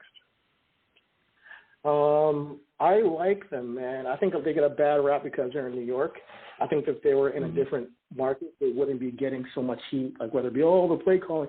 When we lose, you realize that everybody says everything is wrong. It'd be like this player, that player, the play calling, the coach, the GM, everything is wrong when we lose. So no one really knows what's going on. They just talk, So, I like Mike LaFleur. I think his play calling has been fine, personally, because I've been watching back the plays, and believe it or not, there are some people open, and Zach missed some passes, or he does pass, and it's not completed. I know you want them to throw big bombs early in the game, but at the same time, it's just not realistic. The guys are fresh, they're coming out there, they're scouting Zach. It's gonna have to take some time getting that run game going. I think that's the key. I think the run game, once that gets going, then you're going to start seeing those, more comfortability where Zach can throw those long bombs. If we don't get the run game going, they're just going to pin their ears back and then, keep smashing us. So I don't think Mike LaFleur's a problem. I like Coach Saleh. He's like a CEO type of coach where he's overseeing the whole operation. And I think he's an inspirational coach. I really do. When he talks, I think he is very authentic. And I think that's what the players want, somebody who they're going to keep it real with them. I do think that this is a process, though. I think that they haven't figured it out. That's one thing that's for sure. I think they haven't figured it out. And by the end of the season, I'll have a better understanding on what this organization is going to look like going forward. But right now, I don't see any problems, really. I'm really in a positive standpoint of where we're at with the coaches. It just takes time to figure out what your players do best. And it takes in-game reps, unfortunately. Well, and again, CT, we go back and forth often as well on the show. Here's my issues with Saleh, or here's my issue with LaFleur. is that I hear what you're saying. You know, you're not necessarily as concerned with him, you know, in his offensive play calling. The reason why I am is because I think early we're far too predictable. You talked about the running game. A lot of the reasons why our running game sometimes I believe doesn't work early or has issues getting off the ground. Not a play on words, but has issues getting off the ground is because it's very predictable. Teams can predict that we're going to come out and run on first down. Teams can predict that we're going to try to do some of those things. So I think he struggles there, and we've seen this, right? We've seen the offensive struggles early consistently throughout this entire season so far. I think we've only scored one offensive touchdown in all the games that we've played. One offensive touchdown in the first half. That's the most we scored. We scored one offensive touchdown. Yeah, in the first half in all the games that we played. There's something wrong here. Then also when you start to look a little bit deep, well, the usage is a little bit questionable as well, the packages that he sends out there. Look, we talk about it weekly. Denzel Mims, bro, where is he at? Every time we put the kid in the game, right, he makes a big catch. Every time. Every time he bails us out of something. What was it? I forgot what game he had. One catch for 40 yards. They took him immediately and put him on the bench. The last game we played, we needed it was like 1st and 20 or something, and we were struggling and trying to get back in the game. They put him out there. He gets us a 22, 23-yard catch, gets us a first down, immediately put back on the bench, right? How do you have this type of weapon where we're all talking about, oh, you know, guys are struggling to separate, guys are struggling to get open. Well, every time we put Denzel Mims out there, he finds a way. Why aren't we utilizing this kid more? We also can say the same thing about Elijah Moore, too. Elijah Moore, this great guy, you know, you listen to all the beat writers, every Jets fan was saying that he was the best thing. He was the best wide receiver the New York Jets had ever drafted in franchise history. I didn't make that up. Somebody told me that. Yeah. It was beat writers and fans that told me that. Right, CT? Did I make that up? I didn't make that up, No, right? you did not make that up. No, you did not. Okay, so if I didn't make that up, can you please tell me how Elijah Moore comes out of the Falcons game with 0 catches? How is that possible? I'm gonna be honest with you, man. There is a usage problem. I do believe Elijah Moore and Denzel Mims will have their time. I think you gotta, when it comes to the NFL, time and history and, you know, the know-how matters. I mean, they just respect veterans more. They do. And on top of that, with Denzel Mims specifically, he was sick. Go ahead. So when you have a team and you're learning new plays every week, sometimes you're installing new plays every week, and Denzel Mims hasn't been there for however long, he's just going to be behind. So his time will come, and I'm not too concerned with Denzel Mims because I think his time will come as well as Elijah Moore. Elijah Moore, when Jameson Crowder came back, he kind of got more shine. So I think that Elijah Moore's time is going to come, you know, down the line as well. I do think they're extremely talented, and I do believe Denzel should be on that other side of Corey Davis. I personally believe so. But Keelan Cole hasn't necessarily disappointed either. So I'm not going to, because, you know, we're not in these meetings, so we don't know exactly what they're dealing with and what, you know, Denzel said he knows what he has to do to get back into the rotation, and we saw him a little bit more in Atlanta, and hopefully we see him more going forward. So, yes, there has been a little disconnect between the fan base and what they're seeing and what's on the field and what they're doing. But I do believe that does take time. You know, when you see a player who knows only a certain part of the playbook because he was late to come back, you can't put him out in certain plays. And it's just about a matter of scheme, okay? You put him in for that play, take him out because next play, we don't trust him to run this right now. That's all it is, you know, and I don't think that it's a necessarily detriment to Denzel. I think over the time of weeks, especially after the bye week, we should be able to get some more play with Denzel, and I hope so. So I don't know. We'll see how it goes down. What I do know is this is a good problem to have. We got two young receivers who are learning the game on the sidelines and every now and then coming in to get some reps. That's a good thing to have, you know. And in the future, our wide receiver core at least is going to be stable. Yeah, look, I hear you. So my final question before I let you go, CT, because you're bringing the heat, man. Give me a player that you feel like is the biggest surprise for you on the Jets defense this year. What is a player that coming into the season you didn't really, you know, think was going to do too much, but he's actually picked up and gave solid production? You know, man, I love this player. I loved him when we drafted him. Bryce Hall, man, and he's a steal. He's a steal. As he continues to grow and develop, I believe he will be like bona fide number one corner. I think for me, I've seen enough talent to say he's number one quality because he's made some certain deflections this year and last year that I was like, that like a lot of people would have gotten burnt on that play or they would have got a pass interference. He's very disciplined, yo. So Bryce Hall, I think is my dude. Like I might get the jersey and everything. Like honorable mention goes, yeah, for real. Honorable mention goes to Quincy and he that pick up off of waivers, which has been an impact, and I think low key Javelin Guidry has made some good tackles as well. Yes, sir. Yes, sir. Listen, CT, I want to thank you for calling in tonight, man. Your takes were fire, bro. They were straight fire.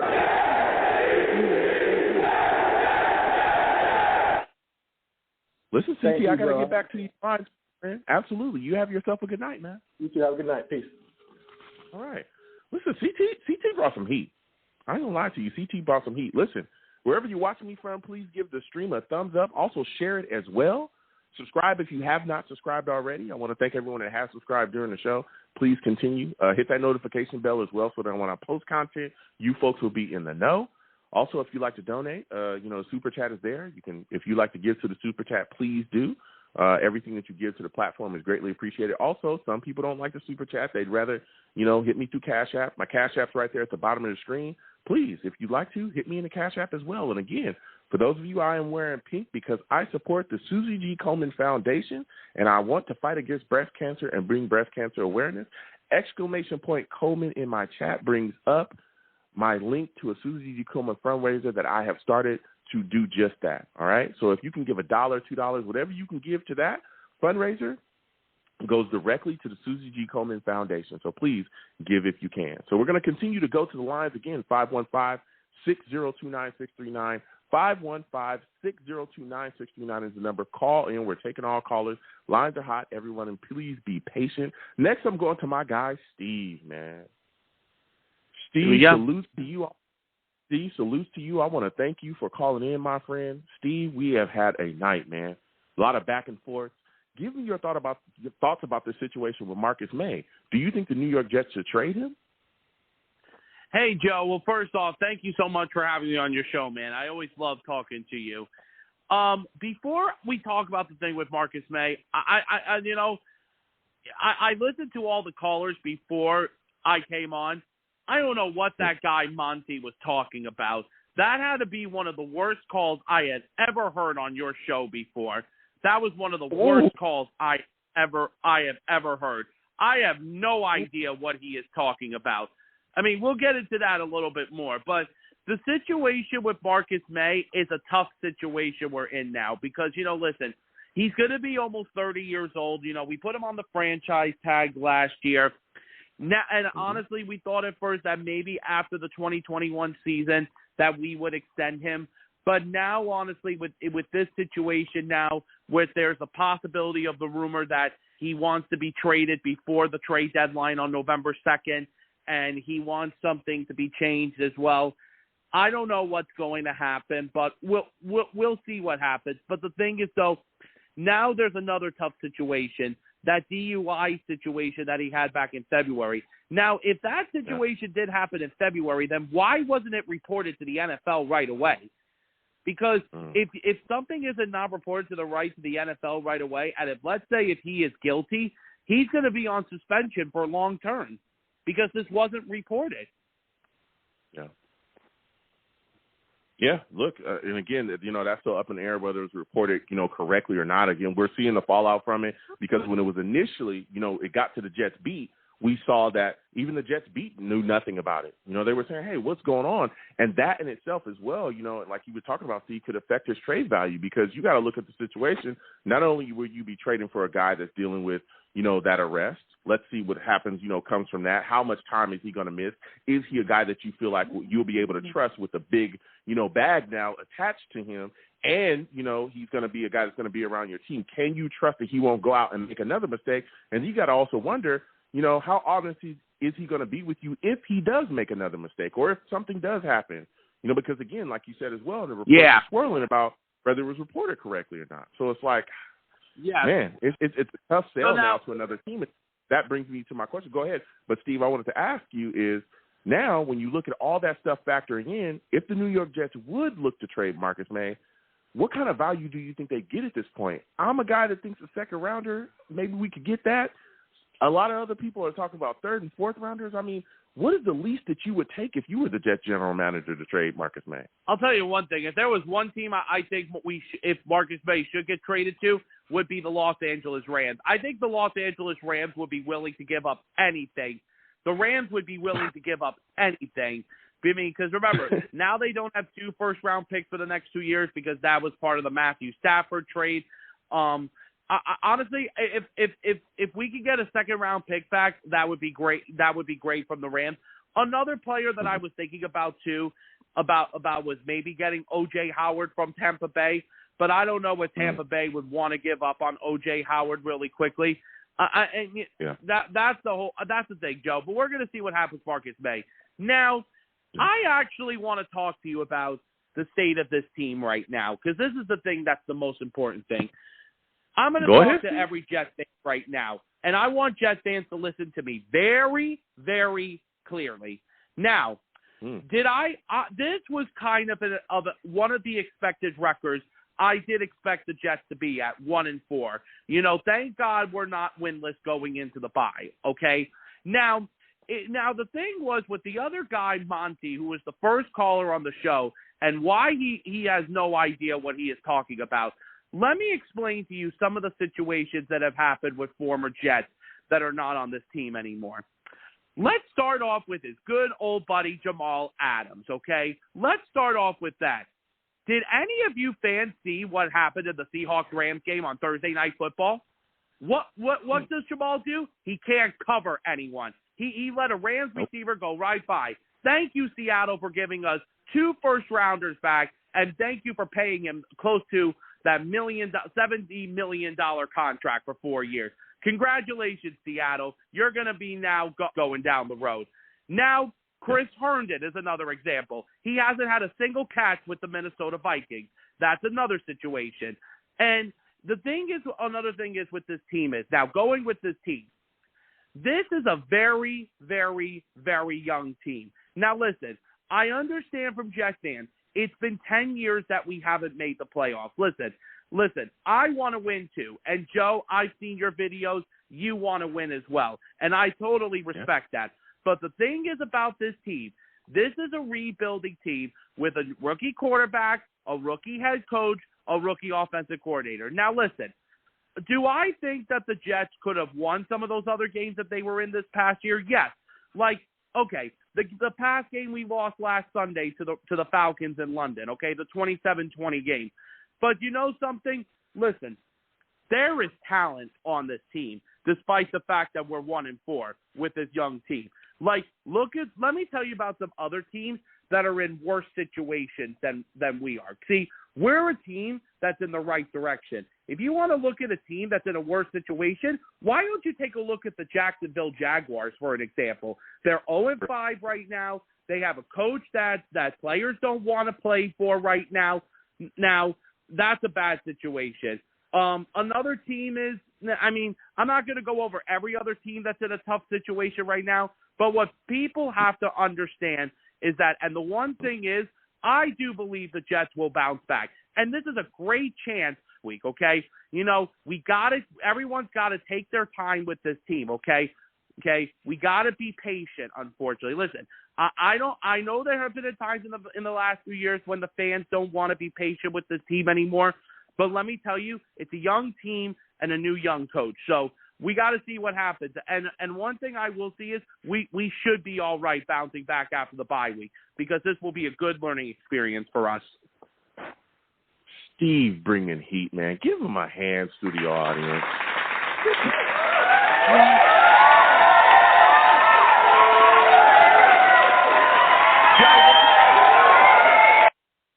I had to get this Steve, off you my really shoulder. brought some heat. Yeah, you brought it. You brought it, Steve. You brought the heat, man. I mean, there's nothing left to be said. Listen, Steve, I want to thank you for calling in tonight, my friend. This was an amazing call. Hey, thank you, Joe. Hey, Joe, listen. Let's enjoy the bye week, Joe. Don't worry, Joe. We're going to get back. We will bounce back, man. I know this is going to be some tough stretches down the road for us this year, but I do believe we'll bounce back. All gas, no brake. Let's go. Let's go, Steve.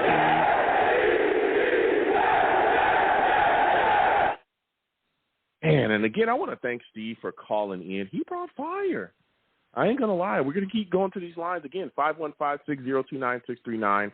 515-602-9639 is the number. Call in. If you're watching, no matter where you're watching me from, please subscribe to the stream if you're on YouTube. Also, give the stream a thumbs up. Wherever you're at, please share the stream as well.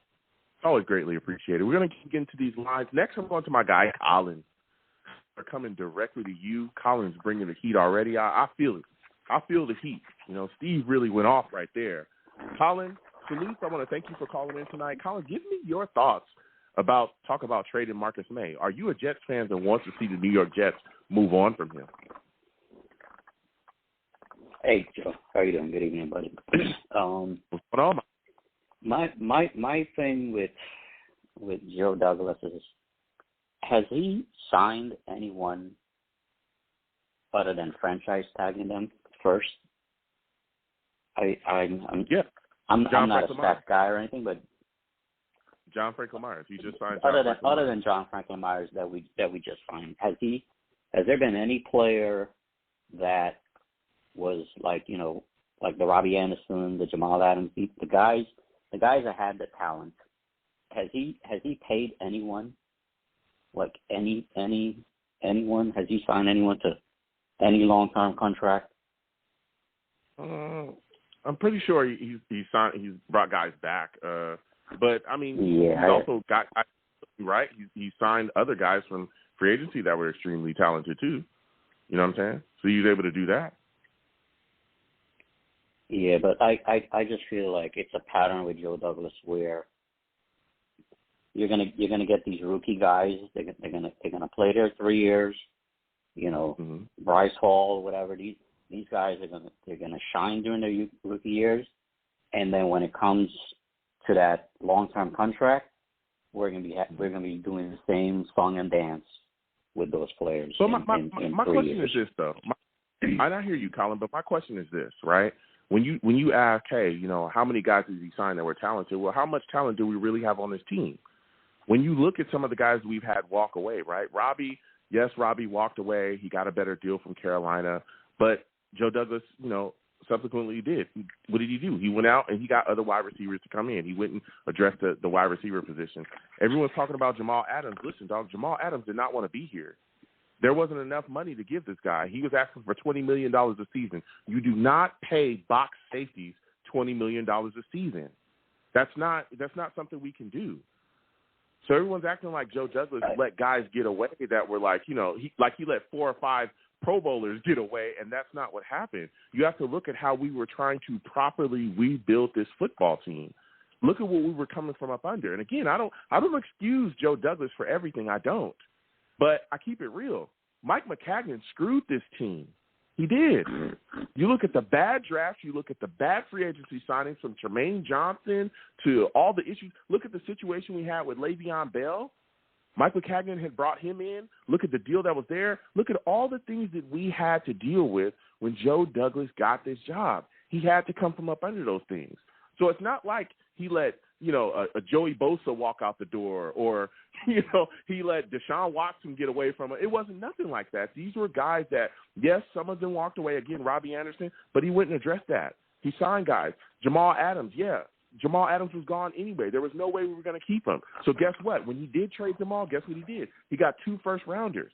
One of those first-rounders, he was able to bring in some young offensive talent. Vera Tucker's here because of that first round. We'll see what happens next season. But we'll see what happens next draft with this next upcoming, first-rounder, which is looking better and better by the day. So even though Jamal is gone, we still ended up with 2 first-rounders and some change for a box safety. Those are great moves.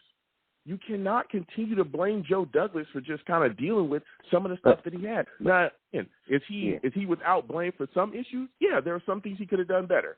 He could have addressed the offensive line a little bit better. Van Roten is not my favorite guy in the world. I wish we got rid of him. But there's other things that were in play where he's brought in young talent.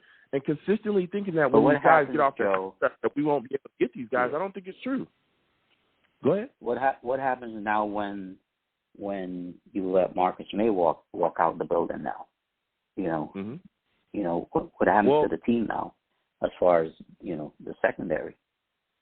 Yeah. The one thing Robert Saleh said was, he said in one of his press conferences, he said something along the line that, hey, we got to get Ashton Davis reps because that's the only how you're going to become better. But on the other side, Denzel Mims is not getting any reps.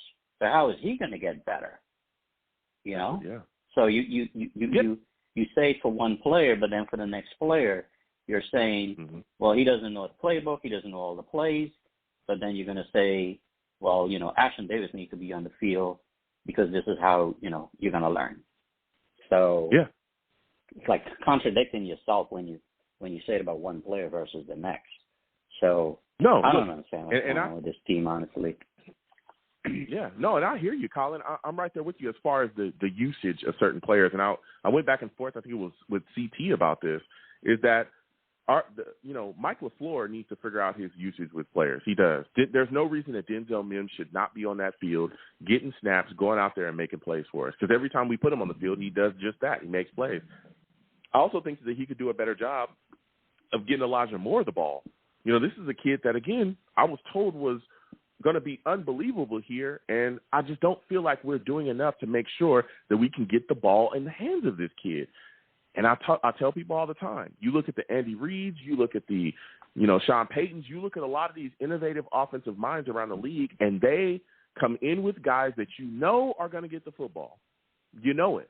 Still are able to draw up, scheme up plays to make sure that they get them going early, that they get them, juiced up early so that, guess what, they can make an impact within the game. And I think Mike LaFleur needs to do that. I really, really do. So I hear your take there. And wasn't that the whole excitement that, with the West Coast offense, we were going to be putting up points, like crazy. Yeah. I mean, what are we doing? We're not doing anything. We're not even putting up any points. Yeah.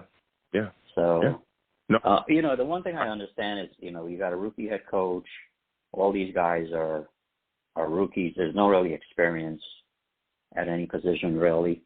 T.J. Mosley is probably the only experienced player right now, right, on the team. So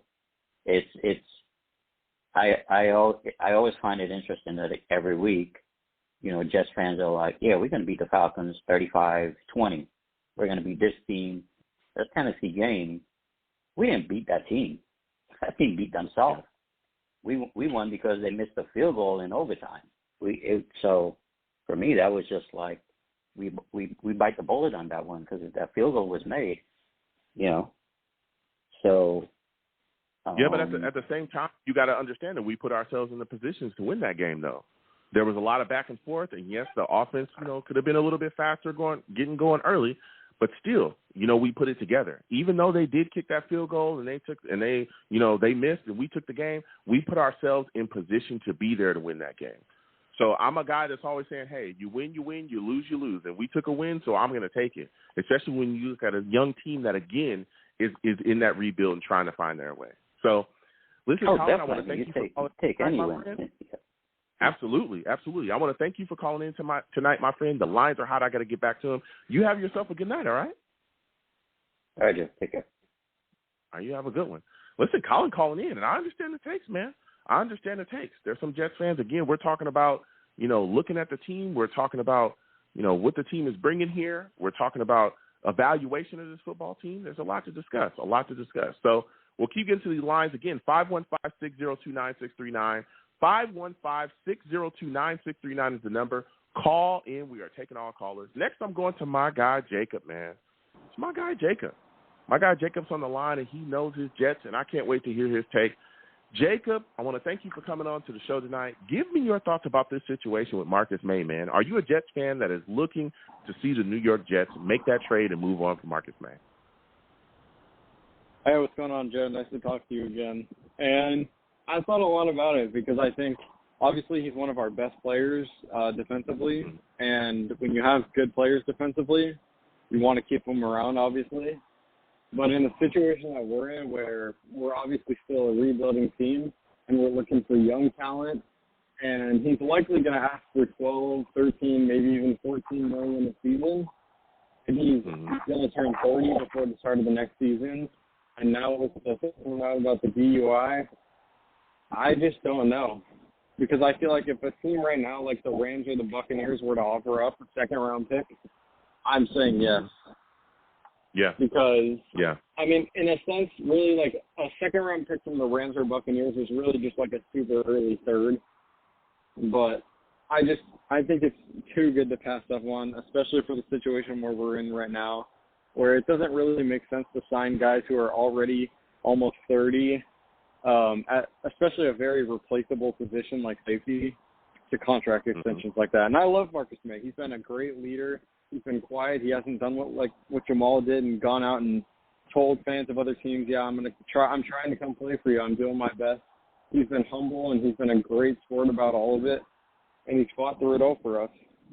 But I think the situation just makes too much sense for us to not move on from him if a team offers up a second-round pick. Yeah, I'm right there. I mean, I love Marcus May. I love what he brings to the table. Everyone knows I'm a huge Marcus May guy, but this stuff with the agent, the stuff, constantly asking to move, be moved on from, it's like, okay, at this point, if we can get a second-rounder, I'm ready to move on from it, especially, again, with the arrest, swirling around his head. Who knows how much time he may miss in the future. I'm ready to get on. But my next question for you is, and we've been talking about this all night, moving on to Marcus May now, if the Jets do move on from Marcus May or whatever happens to him in the future, right, how much more pressure does that put on Ashtyn Davis to progress and get better? Because if Marcus May ends up being gone and then Ashtyn Davis doesn't pan, our safety position is looking like a mess, isn't it? For sure. I think we really can't ask too much out of Ashtyn Davis quite yet because he's obviously coming off an injury, and he was a third-round pick just a year ago, so he's still very, very inexperienced. But I think we definitely like to see him step it up a little bit.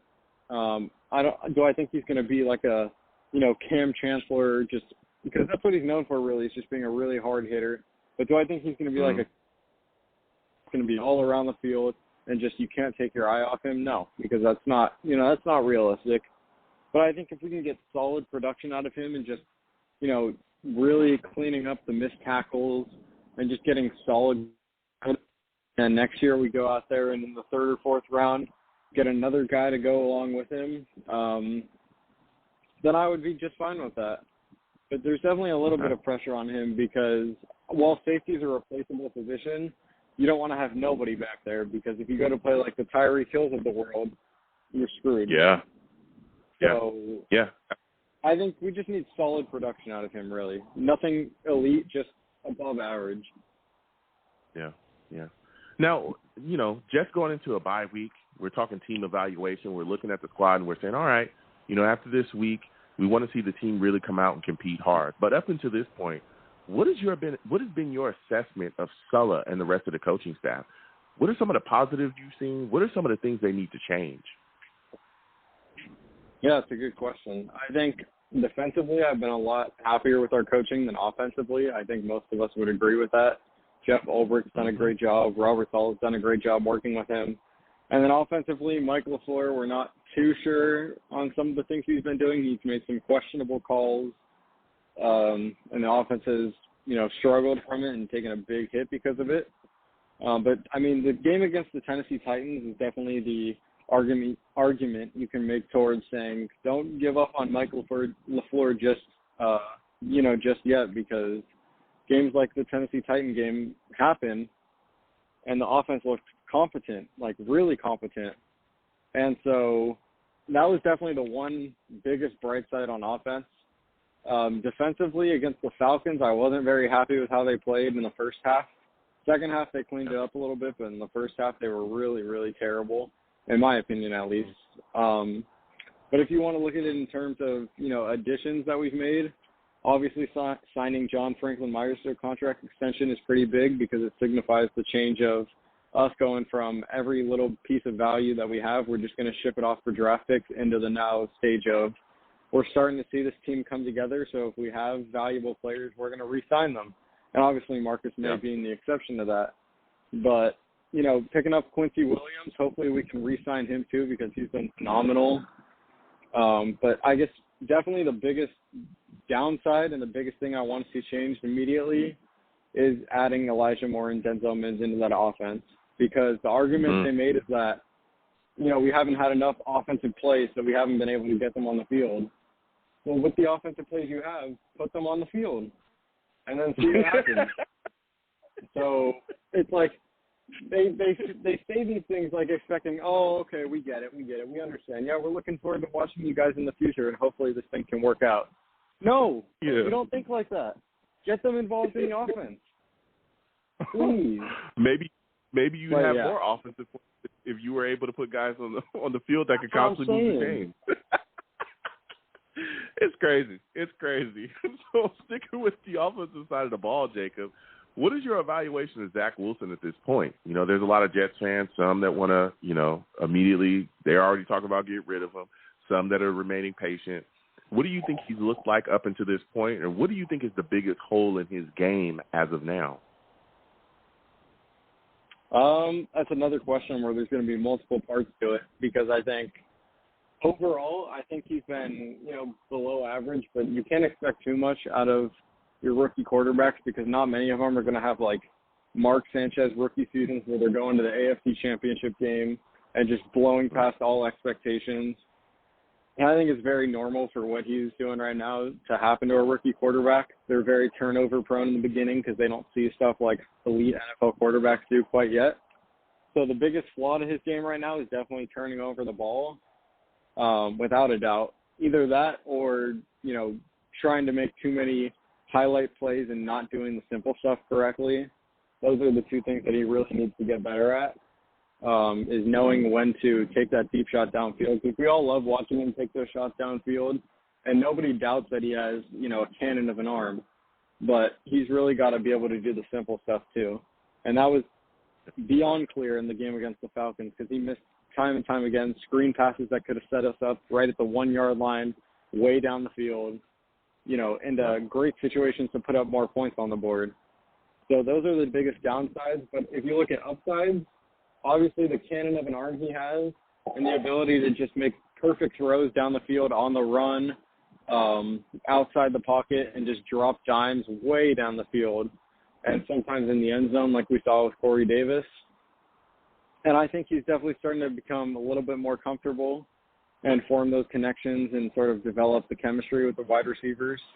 And I think that'll get better over time too. And hopefully we can see that start to develop a little bit more with Elijah Moore, because throughout all of training camp, we heard nothing but he's just elite already. He's just, nobody can guard him, it seems like.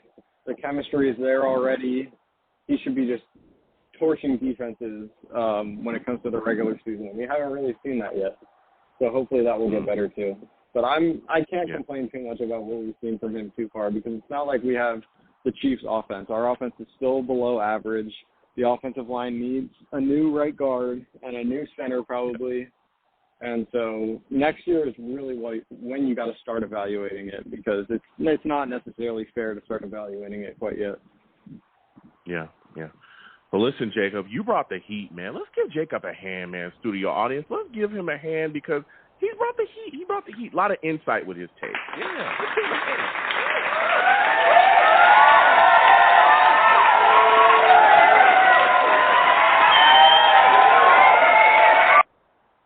Listen, Jacob, this was a phenomenal call from you, my friend. I got to get back to these lines. I want to thank you for calling in. You have yourself a good night, all right?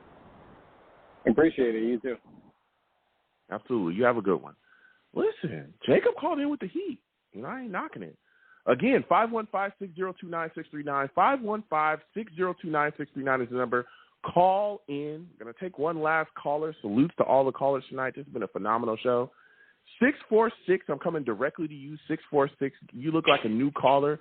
Give me your name, where you're from. Watch your background, mind your background noise, kind of blur that a little bit.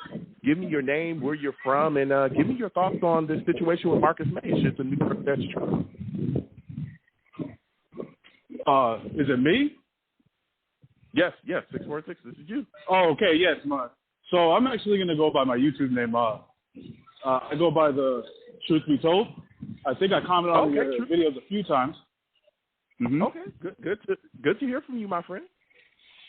Oh, thank you. I was trying to call last week, but somebody said something I wanted to say, so I kind of ended my chance. But I kind of want to vent a little bit today with you. But we can start off with the Marcus May situation. I think that, here's the thing. Like, I'm all like pro players, and I would be more pro team, but the Jets have shown year in and year out that they can't. As fans, we can't even be pro team towards the organization anymore. You know what I'm saying? So when every time a player comes up and it's time to pay them, they don't want to do it, and that's just the truth of the matter. It's been like that since Keyshawn Johnson, as far as I can go. And I understand Keyshawn Johnson has that type of personality that is kind of cancerous, but the fact is, like, he got drafted in '96, and we already got rid of him by 2000. So it's just like on cue. Every time that rookie deal comes up, they don't want to pay. Remember, they didn't really want to pay Muhammad Wilkerson either, even though he was pulling, 10, 14 sacks a year. They Rex Ryan had to bat for him and say he was the best defensive lineman in the game, to get recognized. And they literally bashed Rex Ryan for that. The organization said, don't say that. He even said this in the press conference. I mean, I can't pull it up, obviously, but that's what I recall him saying. So Marcus May, he should just be happy that, he's going to get his chance somewhere else. We should just trade him because it's just the right thing to do at this point. Because if you're not going to pay them, then trade them. Get something for them. And I don't know what they're trying to do. Like, every year, it just seems like every time a draft pick needs to come up, I don't know. It just seems weird that we give all these players up, and we don't even really give them a shot. But I want to talk about the organization real quick because, I feel like, they're not, I was not a big fan of hiring Joe Douglas because of the fact who vouched for Joe Douglas, right? Who got Joe Douglas in the building? Do you know? Yeah, it was Adam Gase. It was Adam Gase.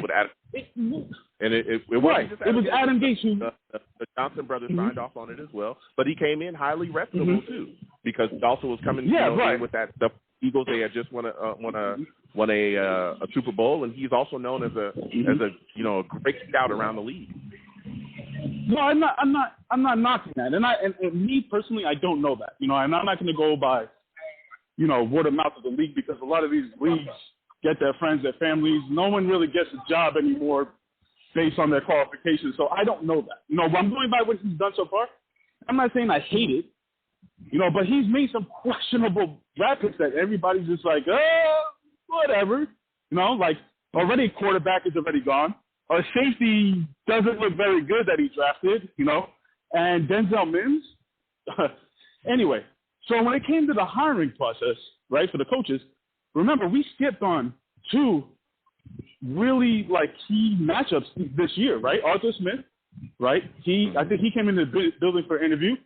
He got let go, right? And then you had Matt Rule last year, who, in my opinion, exposed the Jets' defense since week one, and every team has pretty much been passing to the running back and just abusing us with the running back since week one. So this is like, when everybody was like, hey, this is Dan Darnold and Wilson, and who I don't know how everybody didn't look at the head coach. The head coach was the biggest story in my opinion. He came in and wanted to bring his people, and the organization said, no, we want to hire like you have a good track record of hiring. So it just seems like a lot of things is questionable. We got a new head coach, which I think he's actually not doing too bad. Yeah. Yeah, no, listen, and I hear your truth, and I have to let you go in a second because it's a little bit later on the show. But again, I want to thank you for calling in. Listen, I hear you, and I don't think that Joe Douglas is questionable with others. We've seen him be able to make moves, right, that have really bettered this football team. We've seen him be able to trade a guy like Jamal Adams, get 2 first-rounders. You also got to look at what he was coming in after as well. When you look at the situation with Mike McCagnon, He had to clean up a lot of the things that was going on there, and now he's trying to start that rebuild. I mean, look at some of the players that he's been able to bring in. You know, Mekhi Becton looks phenomenal. Yes, he's hurt right now, but we're going to get him back. He looks good. We'll see what happens with Denzel Mims once they start working him more into the rotation. I mean, look, he got Bryce Hall late in the draft, and that guy looks like he's going to be a number one corner for us. So things are looking up. Again, you look at this class, we're already seeing guys kind of pop out. Vera Tucker's looking solid. We're seeing Zach Wilson really start to get himself under as well. So some of these guys are really putting things together. And I think that, again, if we just give Joe Douglas some time, more time, and again, he's not, you know, without blame. There are some instances where he can get better. But I think with the capital that we have going forward and some of the things that, you know, that we have, especially his draft picks, money, all those things, you know, I think he'll definitely, you know, be able to do more in the future. You know, Truth? Oh, I think we lost him. Truth, I think we lost you, man. I think we lost you. Sorry, your phone kind of went out there, but hopefully we hear from you again in the future, man, because I really liked hearing your takes there, but we lost you at the end. I think your phone went out.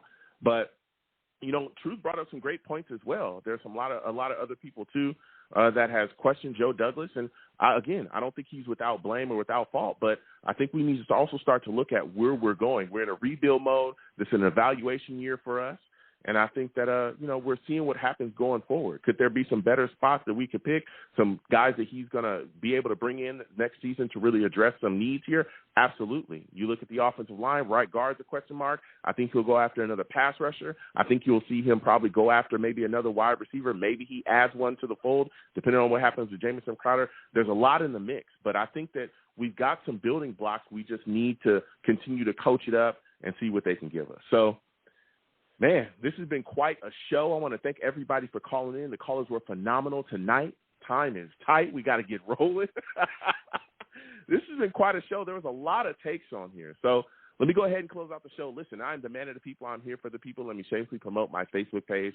Everyone go on Facebook, search The Long Beach Joe Show. Like that page. My content's up there. Go ahead and give it a listen. Message me. I'll message you right back. I love going back and forth with folks about this football team. Also, leave me some feedback. I love hearing about what you folks think I do here on The Long Beach Joe Show. I'm also on Twitter as well at YoungJ000. Again, YoungJ000. Go ahead. Go on Twitter. Give me a follow. I'll follow you right back. You want to troll me? No issues. I am the troll that lives under the bridge, and I will troll you right back, all right, with my Vera Tucker jersey on at all times. Vera Tucker, another, you know, Joe Douglas pick that's panned out. I'm also on YouTube as well at Long Beach Joe Jets. Long Beach Joe Jets on YouTube. Please go there, Long Beach Joe Jets. Subscribe to that page, okay? Also turn on your notification bar so when also click the notification bell, so that when I post content, you folks will be in the know. And if you want to troll me in the comments, no issues. I'll troll you right back on there. And as always, people, when you see me in person, it is arms out, chest open, free hugs for everyone, okay? Free hugs for everyone. They will cost you absolutely nothing. No matter what anyone tells you, the hugs will always remain free, all right? I want to thank you folks for taking listen and call into the show. Without you people, I am absolutely nothing. Thank you for taking the time out to call in and listen to the show. You folks are the absolute best. And again, I'm wearing pink. I'm all about, breast cancer awareness and fighting against breast cancer. I want to thank Aleena Clavel for coming on tonight and sharing her story with us. Again, please support my fundraisers for the Susie G. Komen Foundation. We are fighting breast cancer, all right? So you folks have a good one. Peace.